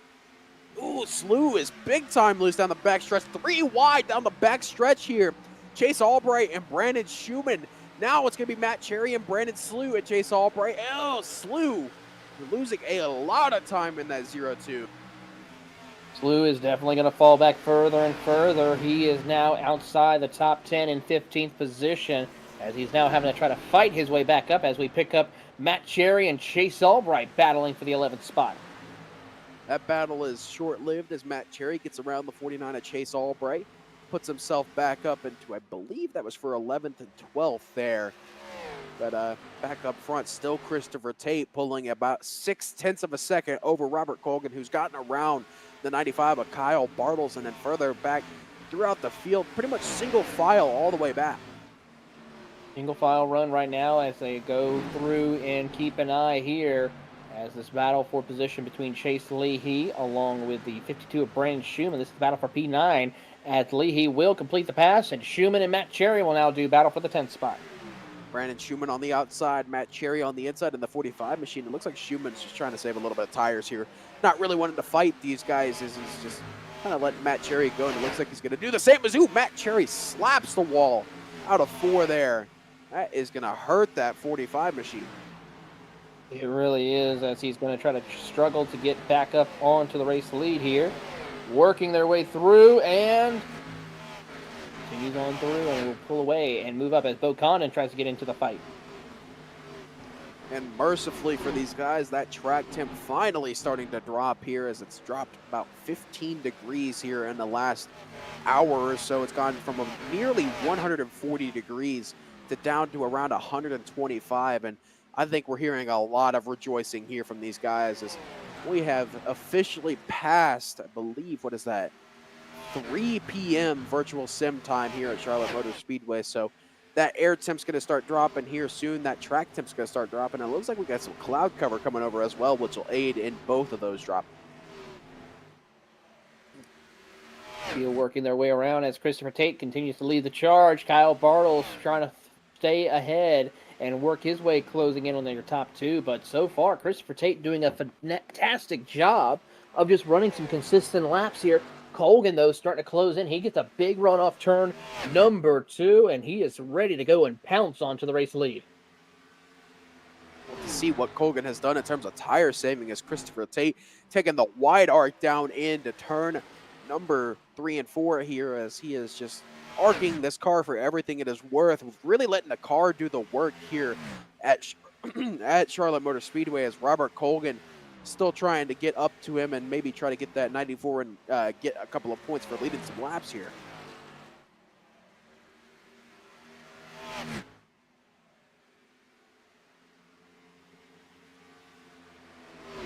Throughout the backstretch in 3 and 4, Colgan still looking to the inside of the 30 of Christopher Tate for the lead here, but he's not really going to get anything going off of turn number 4.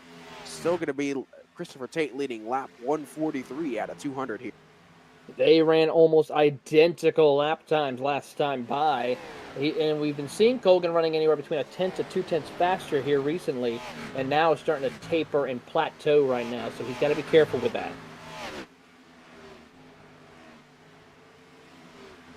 Single file throughout the majority of the rest of the field as Chase Albright now to the inside of the 52 of Brandon Schumann.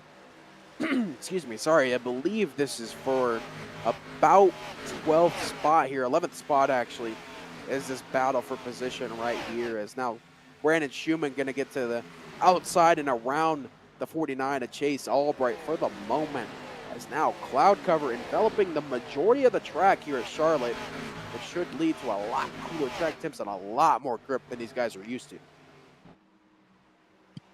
Watching on here as Colgan's trying to get the run he needs, and Kyle Bartle's a little further back, and so far everyone's trying to check out, but also we could see some drivers just trying to save some tires, save a little bit of fuel, as we pick up Bo Condon right there in the 13th spot and Brandon Schumann in 11th.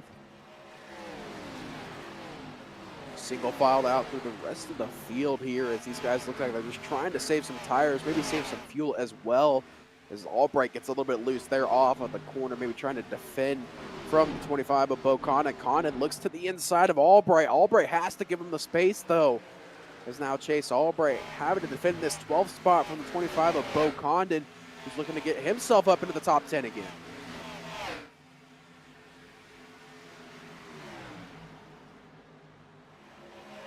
Down into turn number 1. Bo Condon does get clear of the 45 of Albright. Albright comes back on the outside, though, as Bo Condon gets on the apron just a little bit there in turn number 1 and 2 off of the corner. Albright looks like he will get clear as up front, or a little bit further up. You got Jordan Durasic and Tristan Bruce side by side for position. Tristan Bruce will try to power his way around the outside, and he is looking to try and get that position away from the 6th of Jordan Durasic. And he will do so, moving him up to P5, but Durasic will fight back and try to get the position away.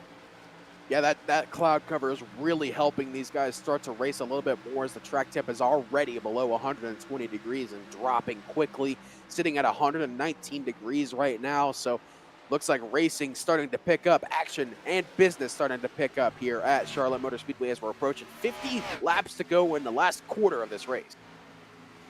A lot of racing still to come as these drivers try to work their way around the circuit, and we see to the inside Olazewski to Durasic. Bruce trying to find his way around Robert Walton for the 4th spot. Robert Walton defending for everything it is worth this 4th spot here from Tristan Bruce, but Bruce seems to have a really quick race car here as he's going to show the nose, but it doesn't look like there's going to be a move made as Olazewski looks to the inside of Jordan Durasic behind these guys. But Tristan Bruce will get to the inside of the 66 of Robert Walton, and that's going to promote Tristan Bruce up into the 4th spot. Here comes Durasic to the inside. He's getting ready to say as Durasic's going to follow Tristan Bruce through as well. Robert Walton, a little bit bamboozled, wondering what just happened. I just lost 2 positions in the span of about a lap. Yeah, he's trying to figure it out, and here comes Olazewski to the inside of Robert Walton as well to pick up another spot and move Olazewski into the top 6. As Tristan Bruce now trying to chase down, see Andrew Olazewski now trying to chase down Robert Walton, but Tristan Bruce is going to set his sights on 3rd place Kyle Bartles, as he's got about a 1.5 seconds to make up to the 95. And of course, another just about 0.8 of a second, 0.9 of a second up to Robert Colgan and Christopher Tate, who have been line astern for first and second.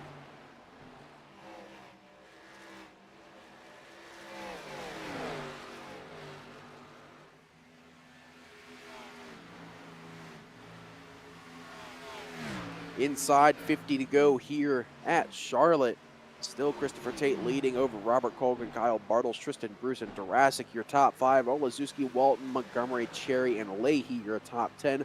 Albright, Schumann, 11th and 12th. 13th position is going to be Noah Rainwater, Matt Garrett, 14th, Bo Kahn, and 15th. And the rest of your field is as follows: Burleson, Slew, Holmes, Lachinsky, Todd Lee, and Gregory Shepsis, who is 6 laps down. Sheps is really struggling right now, unfortunately. He's been having such good runs, but unfortunately just cannot seem to close the deal in the late stages as we see him 6 laps down. Toddley 1 lap down. If we get a caution, he'll get back on the lead lap. Steve Lachinsky at 19th, as well as Reed Foley, Ryan Zung, Justin Clapper, and Joshua Koner are out of tonight's race. You know what? This is something I don't do very often, and we don't do very often at Grid Vision, but I figured, what? It's a Crown Jewel race. Why not do it? Let's do a little bit of a crank it up here on Grid Vision.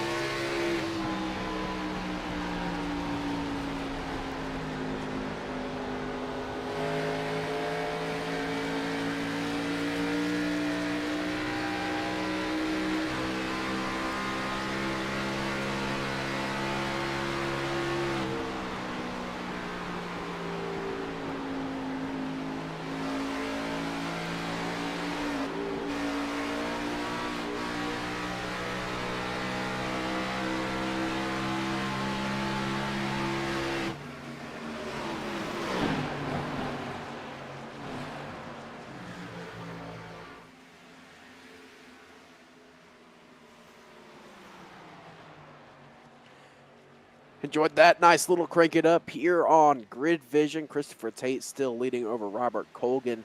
As things really starting to calm down a little bit here, I think we're really starting to see who's got the long run car here at Charlotte, as it looks like it's Christopher Tate and Robert Colgan having that long run speed here. Kyle Bartle starting to fall off. It's got Brandon Schumann now making a move on Chase Leahy in the 34 machine. Leahy running that top line, making that top line work a lot better than Schumann is able to make that bottom line.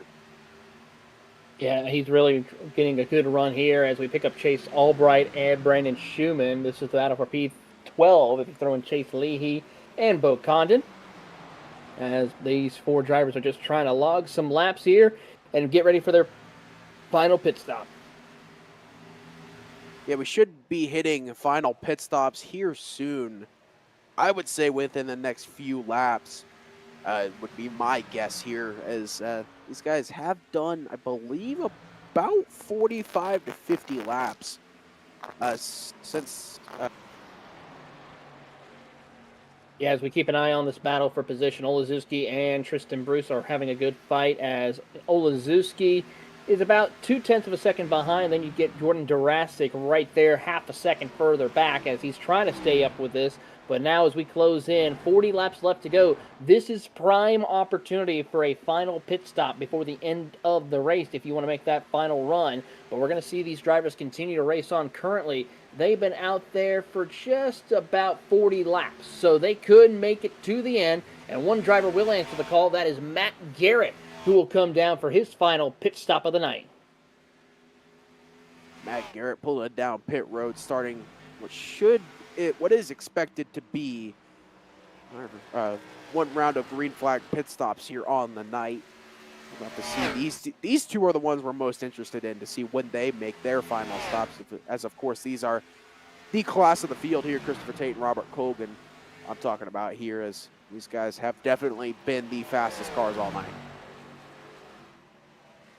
Big time run by Christopher Tate as he will continue to lead the charge. Colgan in 0.3 of a second. Then you got to go about 2.5 seconds, almost 3 seconds before you catch up to Kyle Bartels, who's getting heavily pursued by Bruce, Olazewski, and Durasic.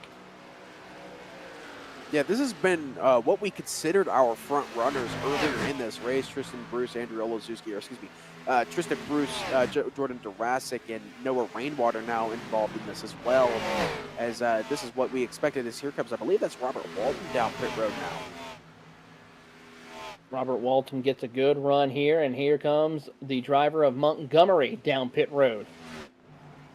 Matthew Montgomery, your outside pole sitter, had himself a bit of a rough race here, as looks like our leaders are going to be going another lap here before they decide to come down pit road. We'll have to see who else decides to pull it down pit road as well.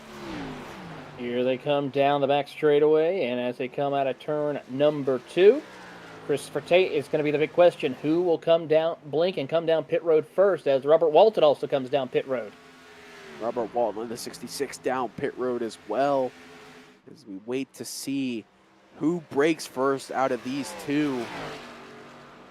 Your two leaders right now, as we're also waiting to see anyone else on the top 10 come down pit road as well, as it looks like all the way back to 6th not coming down pit road, 7th place not coming down either. It looks like these guys are going to stick it out a few more laps. A few more laps left to go in the race here, as they will continue to go and do battle further back between Bartels, Bruce, and Olazewski. This is your battle for the 3rd position. Olazewski and the driver of Durasic will battle for the 5th spot. Durasic will try and clear Olazewski out of turn number 4, and will clear him out there and move it into the top 5. Update, I believe it was Anthony Burleson did come down pit road as well. Brandon Schumann down pit road as well in the 52 machine are your last two to come down pit road. Here comes Chase Leahy as well, as green flag pit stops well and truly underway here at Charlotte, as it now looks like Robert Colgan is really starting to fall off the 30 of Christopher Tate. Yeah, Christopher Tate trying to do everything that he can to get himself going, as they're almost going to go 3 wide, as Durasic will get himself up into the top 3. What happened to Olazewski? Olazewski's coming down pit road right now in the 8 machine. But our eyes are on the side-by-side battle here for position. This is for 4th spot. Durasic on the inside here. Oh, wow. Jordan Durasic getting big-time loose there on the inside. That's going to allow Tristan Bruce to move up into the 3rd spot. As you see Olazewski in the Air Force number 8 machine. Chase Albright down pit road as well in the 49. And now we wait to see who breaks first in the top 5. Who's going to make their way through, and as they work around the circuit, closing in on 30 laps to go. It's going to be who is able to save their tires the best and who is able to come down pit road the quickest, as we have to wait and see what Tate, Colgan, Bruce, Durasic, and Bartels will do.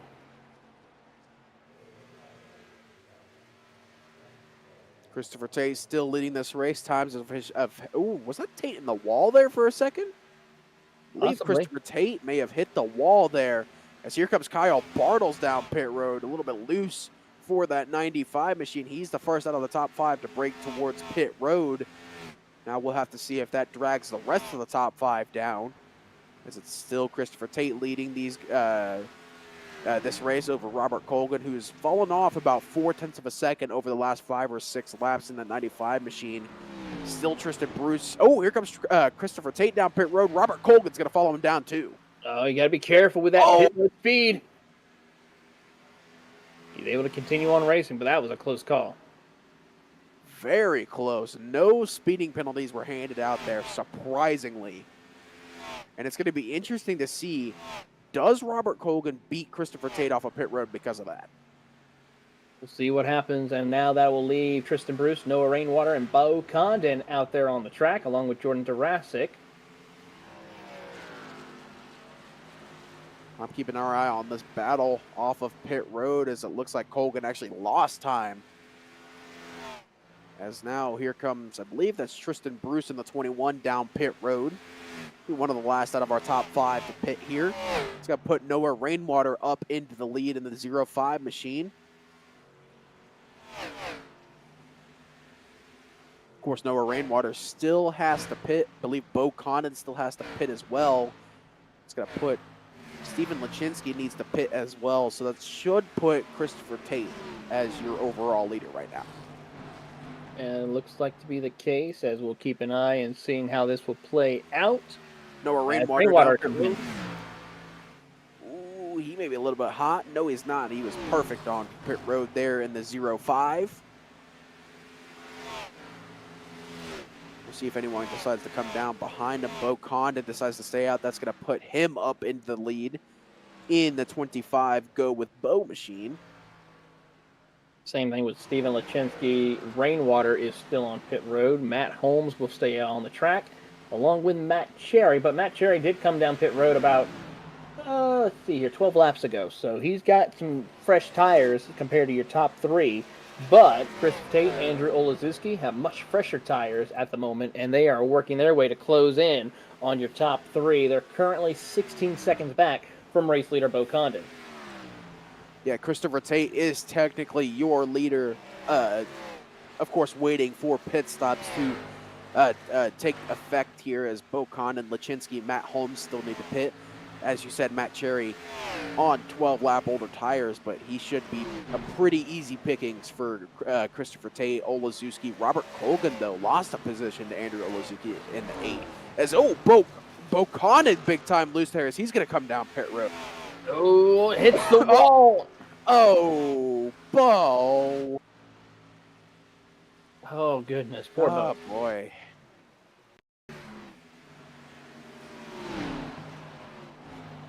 Bo, I can't keep defending you every week, dude. He almost had it saved. He almost did. And... Oh. Could you imagine that was real life? Ugh, that would have hurt, though. That would have really hurt. And no, we're not going to put it out, Clash. He was on pit road.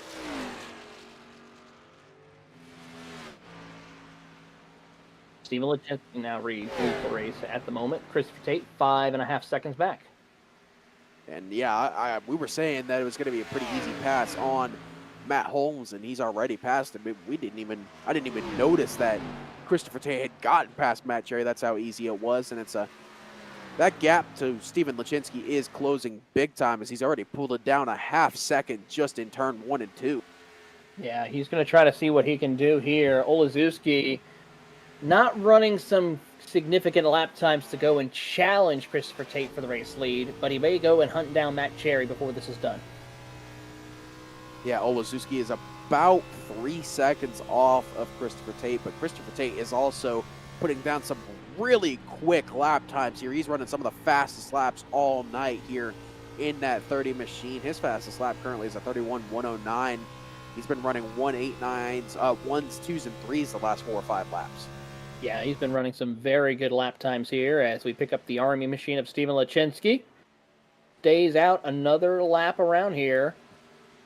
He's going to have to come down pretty soon, because here comes Christopher Tate, though. He's going to get his lead back here momentarily. Yeah, within the next lap, I would say he's already pulled the gap from 5 seconds down to just under 1 second, just in a couple of laps here. And just watch this. This is the difference between old tires and fresh tires here. I mean, you're sitting here thinking, yeah, obviously, Nick, old tires and fresh tires are 2 completely different things. But just look at the difference here at Charlotte. I mean, this is just proving that a hot track is just so hard to deal with on iRacing. Well, not only that, but you're looking at least another 2 seconds difference. I mean, Christopher Tate running 31.9s compared to Stephen Lachinski's 33.6s. So it just shows the incredible pace and how important tires are. Bo Condon coming in there saying, if you ain't first, you're last. And yeah, that is right, as Bo Condon had himself a quite embarrassing crash there. Coming down pit road in the 25 machine. I agree, McLovin. Let's go, Bo. One more time. Let's look at another replay, and yeah, I'll just let this one play through.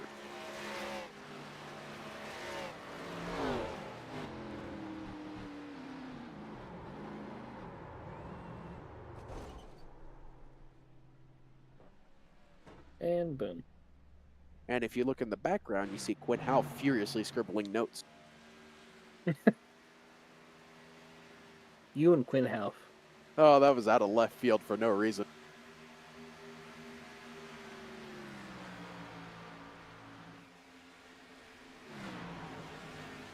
Bearded Kilt Racing says track temp started at 132, dropped to 118, back up to 125. You forgot to mention that it hit 140 degrees earlier in this race. So the track temp has literally been all over the track here at Charlotte. I mean, we've seen upwards of 30 degrees track temp difference in this race already, just through 180 laps. And now that we're getting into the later stages of this race, you see it's at 125 degrees right now. It's starting to cool down now that we're starting to move throughout the day, as it's currently 3:34 virtual sim time here at the Charlotte Motor Speedway, as the temps are starting to drop, as I believe the air temp, should be sitting about 84 degrees for the majority of the rest of this race. Yeah, it's going to be pretty consistent right now for the end of this race. 10 minutes to go, just about under 20 laps to go here as they come out of turn number 4. And how about this battle between Olazewski and Robert Colgan for second place? Got a pretty good battle going on here, Olazewski and Colgan. I think Colgan just pretty easily made the pass on Olazewski, as Olazewski seems to be having some connections issues with that 8 machine. And he really didn't put too much fight up there against Robert Colgan. And I was getting ready to say, is Stephen Lachinski in 4th on merit? But no, he still has not come down pit road just yet in that 99 machine. He's just going to let Jordan Durasic and Tristan Bruce by, who have been having their own outright battle here for the 4th spot.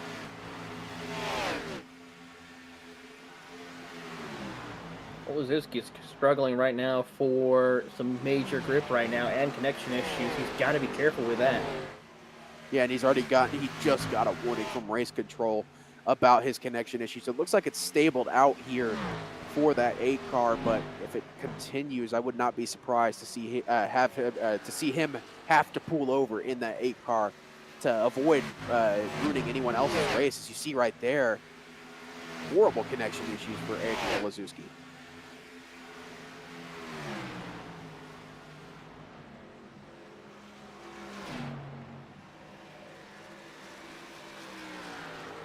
Watching on here as they work their way through. As they're side by side a little further back between Lachinski and Kyle Bartles for the 6th spot.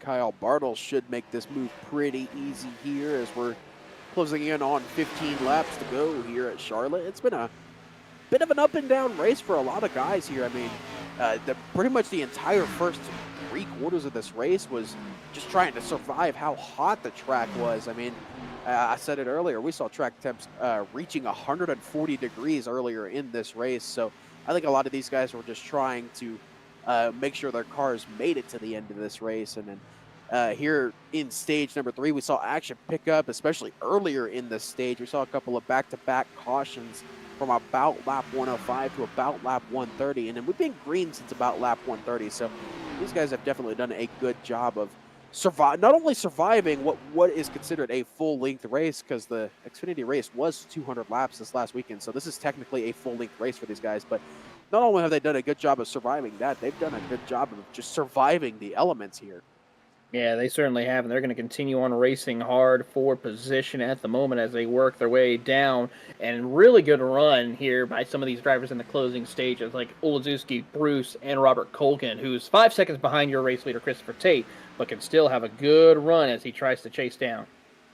Yeah, Colgan has been a bit of English has been a bit of a okay. Has been a bit of a surprise. There we go. English is hard, I swear. But he's been a bit of a surprise here tonight in that 94 machine. He started in the 20th position here tonight. He started in the final 3 rows of the grid here, and he is running 2nd place in that 94 machine. And man, he is putting on a show for that Mid-Pack Motorsports team. He certainly is. As we pick up Robert Colgan, he's one of your biggest movers, starting in 25th and looking to get some big points. And is he in the bracket brawl? Or I have to double check that? Yes, he is actually. Well, that's making him looking like he's going to go to the finals. If he's, it looks like it's going to be. I believe it was Robert Colgan and Tristan Bruce would be your championship matchup right now, because I believe it was Robert Colgan and Matt Cherry, I believe, was one of your matchups, and it was Jordan Durasic and Tristan Bruce for your top-seeded matchup. And you see Tristan Bruce and Jordan Durasic right here. This is your Lightning Conference matchup right here. And then Colgan and Cherry is your Thunder Conference matchup in the Final 4. So I kind of want to keep an eye on this battle between Bruce and Durasic, but it does look like Durasic is starting to fall off as, Olszewski almost gets into it there with somebody. I believe that may be a lap car. Yeah, that is Gregory Shepsis.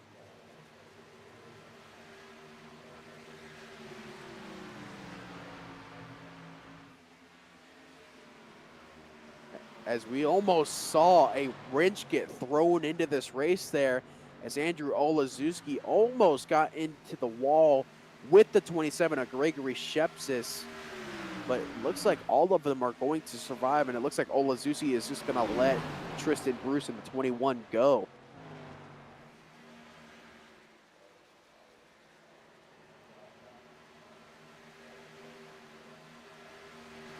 Keep an eye on it here. Olszewski still blinking out in that 8 machine. But we got 10 laps to go here at Charlotte. Still Christopher Tate leading this thing over Robert Colgan by about 4.5 seconds. Colgan is he starting to pull in Christopher Tate a little bit? Just a little bit, but not by much. He picked up almost half a second. Oh, he is actually starting to pull up a little bit.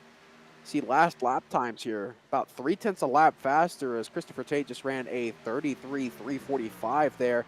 Colgan with a 33.160, so he is faster, but there's not enough time for him to make up 4.2 seconds at this pace. Yeah, no, he's got to have a lot of help in order to try and chase down your race leader here. And so far, with how many laps are left, it is safe to say he's going to come home with the 2nd place finish. And he's been on a bit of a hot streak, that 94 machine is. This is, I believe, his 3rd top 3 finish in a row for that 94 of Robert Colgan, and he's had himself a pretty good season so far. Of course, he won at Talladega earlier this season, and he's been putting on a show for that Mid-Pack Motorsports camp. He really is, as they work their way around the circuit. Good run for position as that 94 is trying to pull away and stay ahead of Tristan Bruce and Andrew Olszewski. And of course, we mentioned it earlier, if the race were to finish right now, which it's getting ready to as I say this, your RL Productions Bracket Brawl Championship matchup would be Robert Colgan and Tristan Bruce next week at Worldwide Technology Raceway at Gateway. So as of now, that's what it looks like it's going to be, but we'll have to see if Jordan Durasic can make anything happen in that battle here, because this could be a huge upset if Durasic gets knocked out here. It will be a huge upset as they work their way. Olszewski still struggling, but Durasic now trying to close in on Tristan Bruce right now to get into the 3rd spot. He's half a second behind, but with 6 laps to go, he's got to get down and put the hammer down.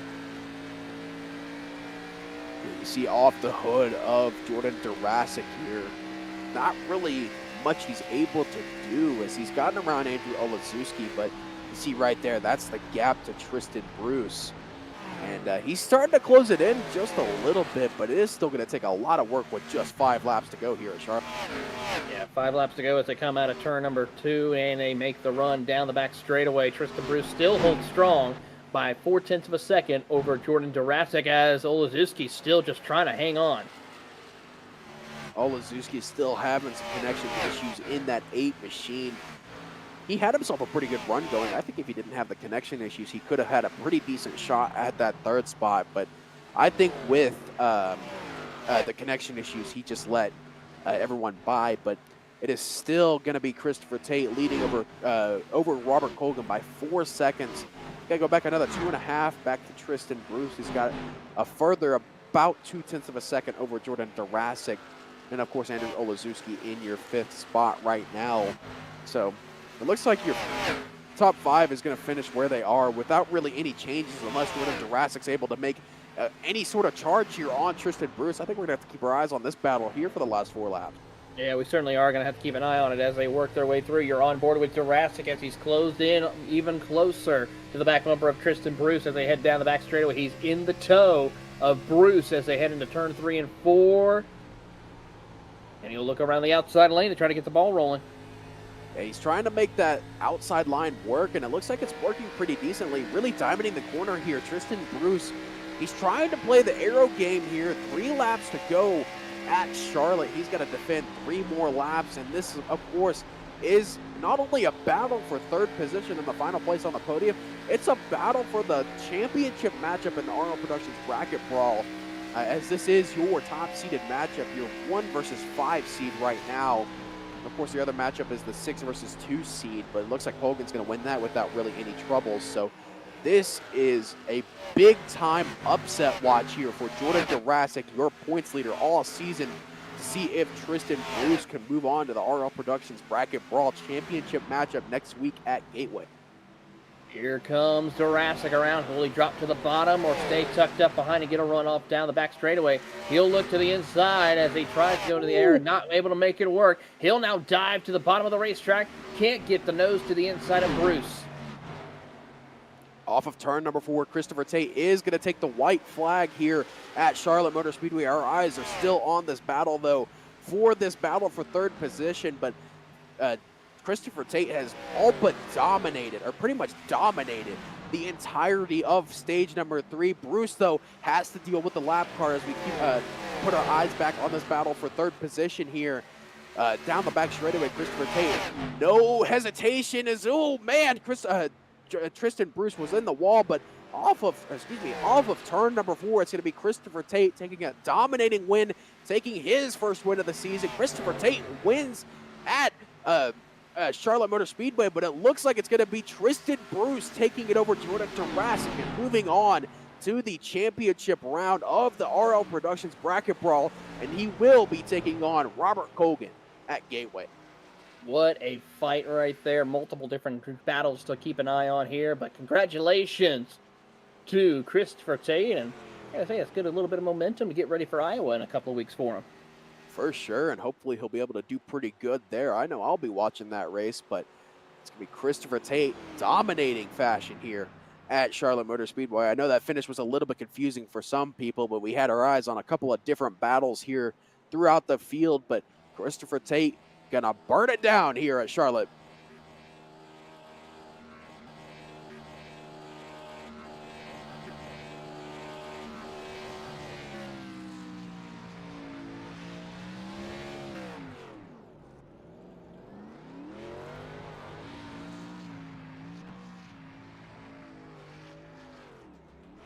And of course is your winning moment here at Charlotte Motor Speedway. Domination from Christopher Tate.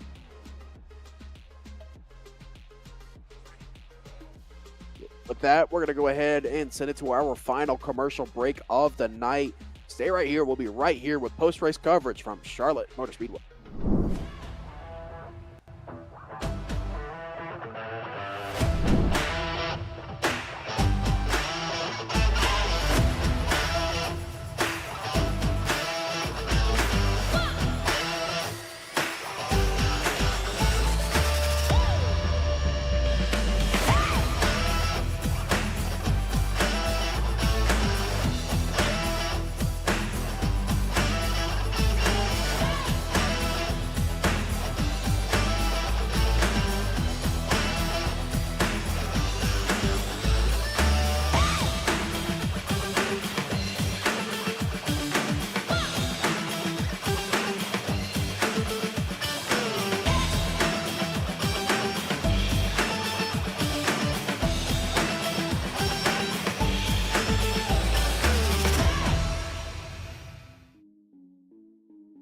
back live here at Charlotte Motor Speedway. Christopher Tate dominates here tonight, leads 104 out of 200 laps and takes his win on the season. Robert Colgan with a really good run for the Big Pack Motorsports Camp finishes second here tonight, gains 18 positions.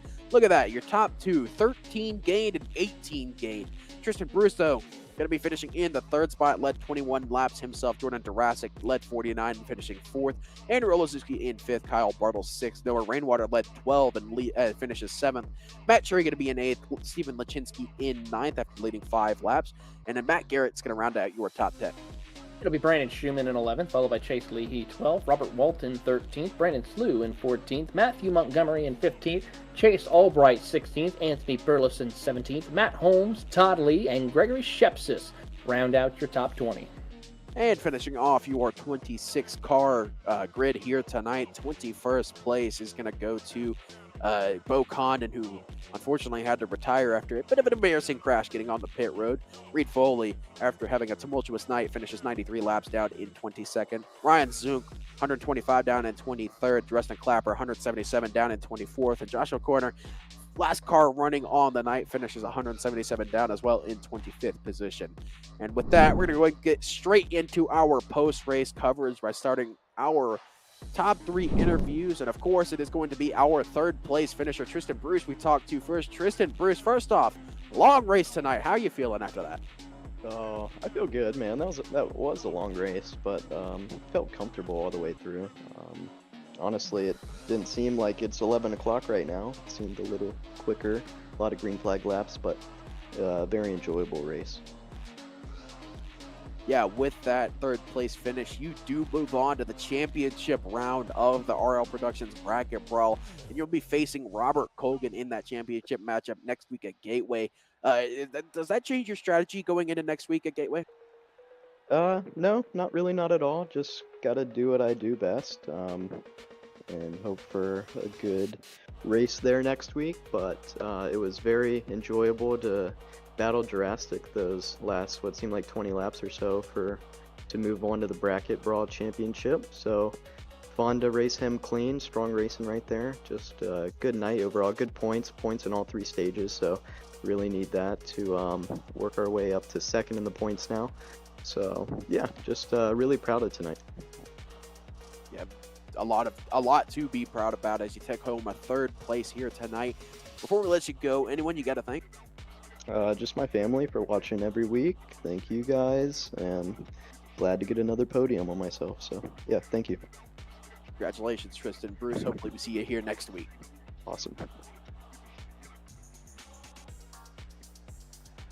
That was Tristan Bruce, your third place finisher, and now it's going to be Robert Colgan standing alongside Taylor Burris.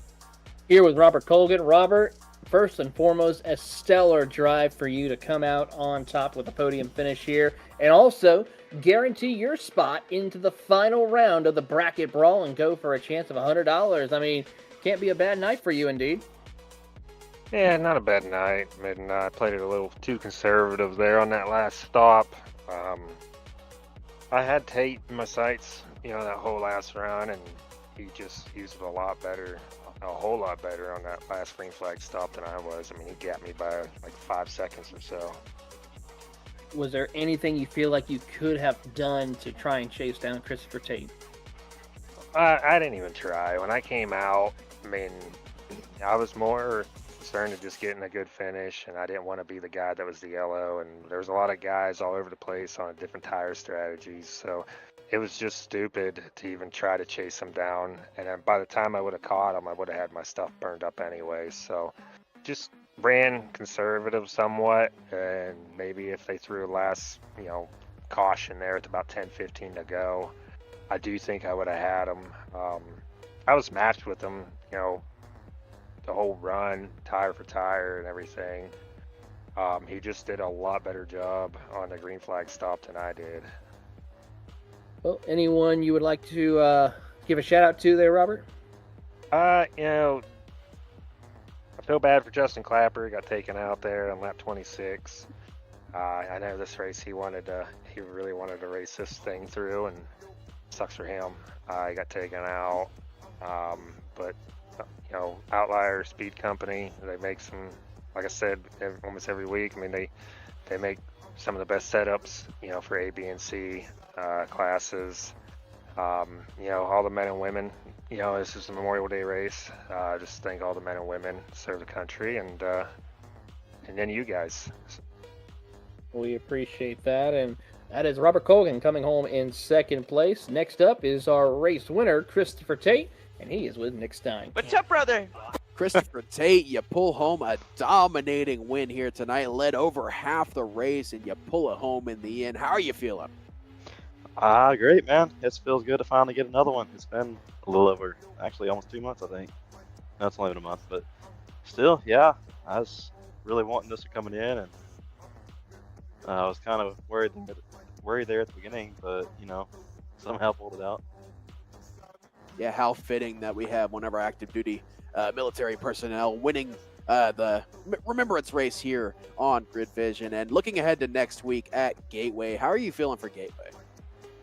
I could not tell you. I don't even know what the combination is, but Gateway's a hit or miss, so we'll just have to kind of wait and see how that goes and stay out of trouble, and then just kind of be there at the end. So most of these races, they're all about survival, so we'll just have to see how that goes. Yeah, congratulations on the win there, Christopher. Before we let you go, celebrate this win and further solidifying yourself into the playoffs here in a couple of weeks. Who do you got to thank?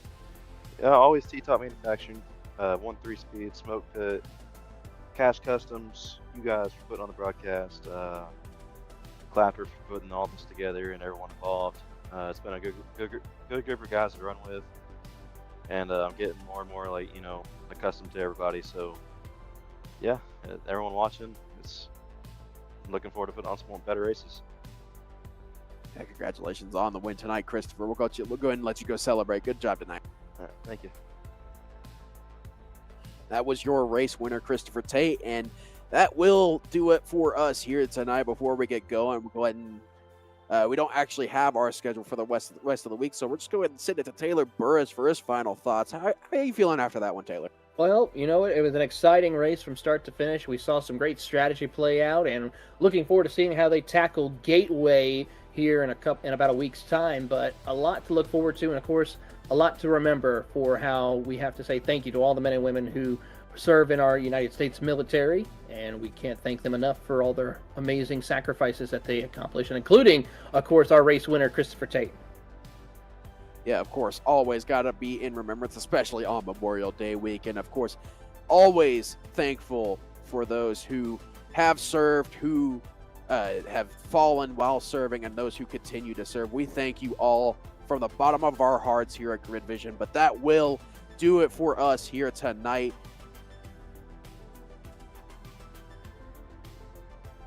Sorry, my keyboard stopped working there for a second, but that is going to do it for us here tonight. From the entire Grid Vision team, we'd like to thank you for watching and participating in the chat. Y'all are going crazy tonight, so thank y'all for that. But for more information on getting your league broadcasted or starting your career in broadcasting, contact us on Facebook, X, or email us at info@gridvision.live.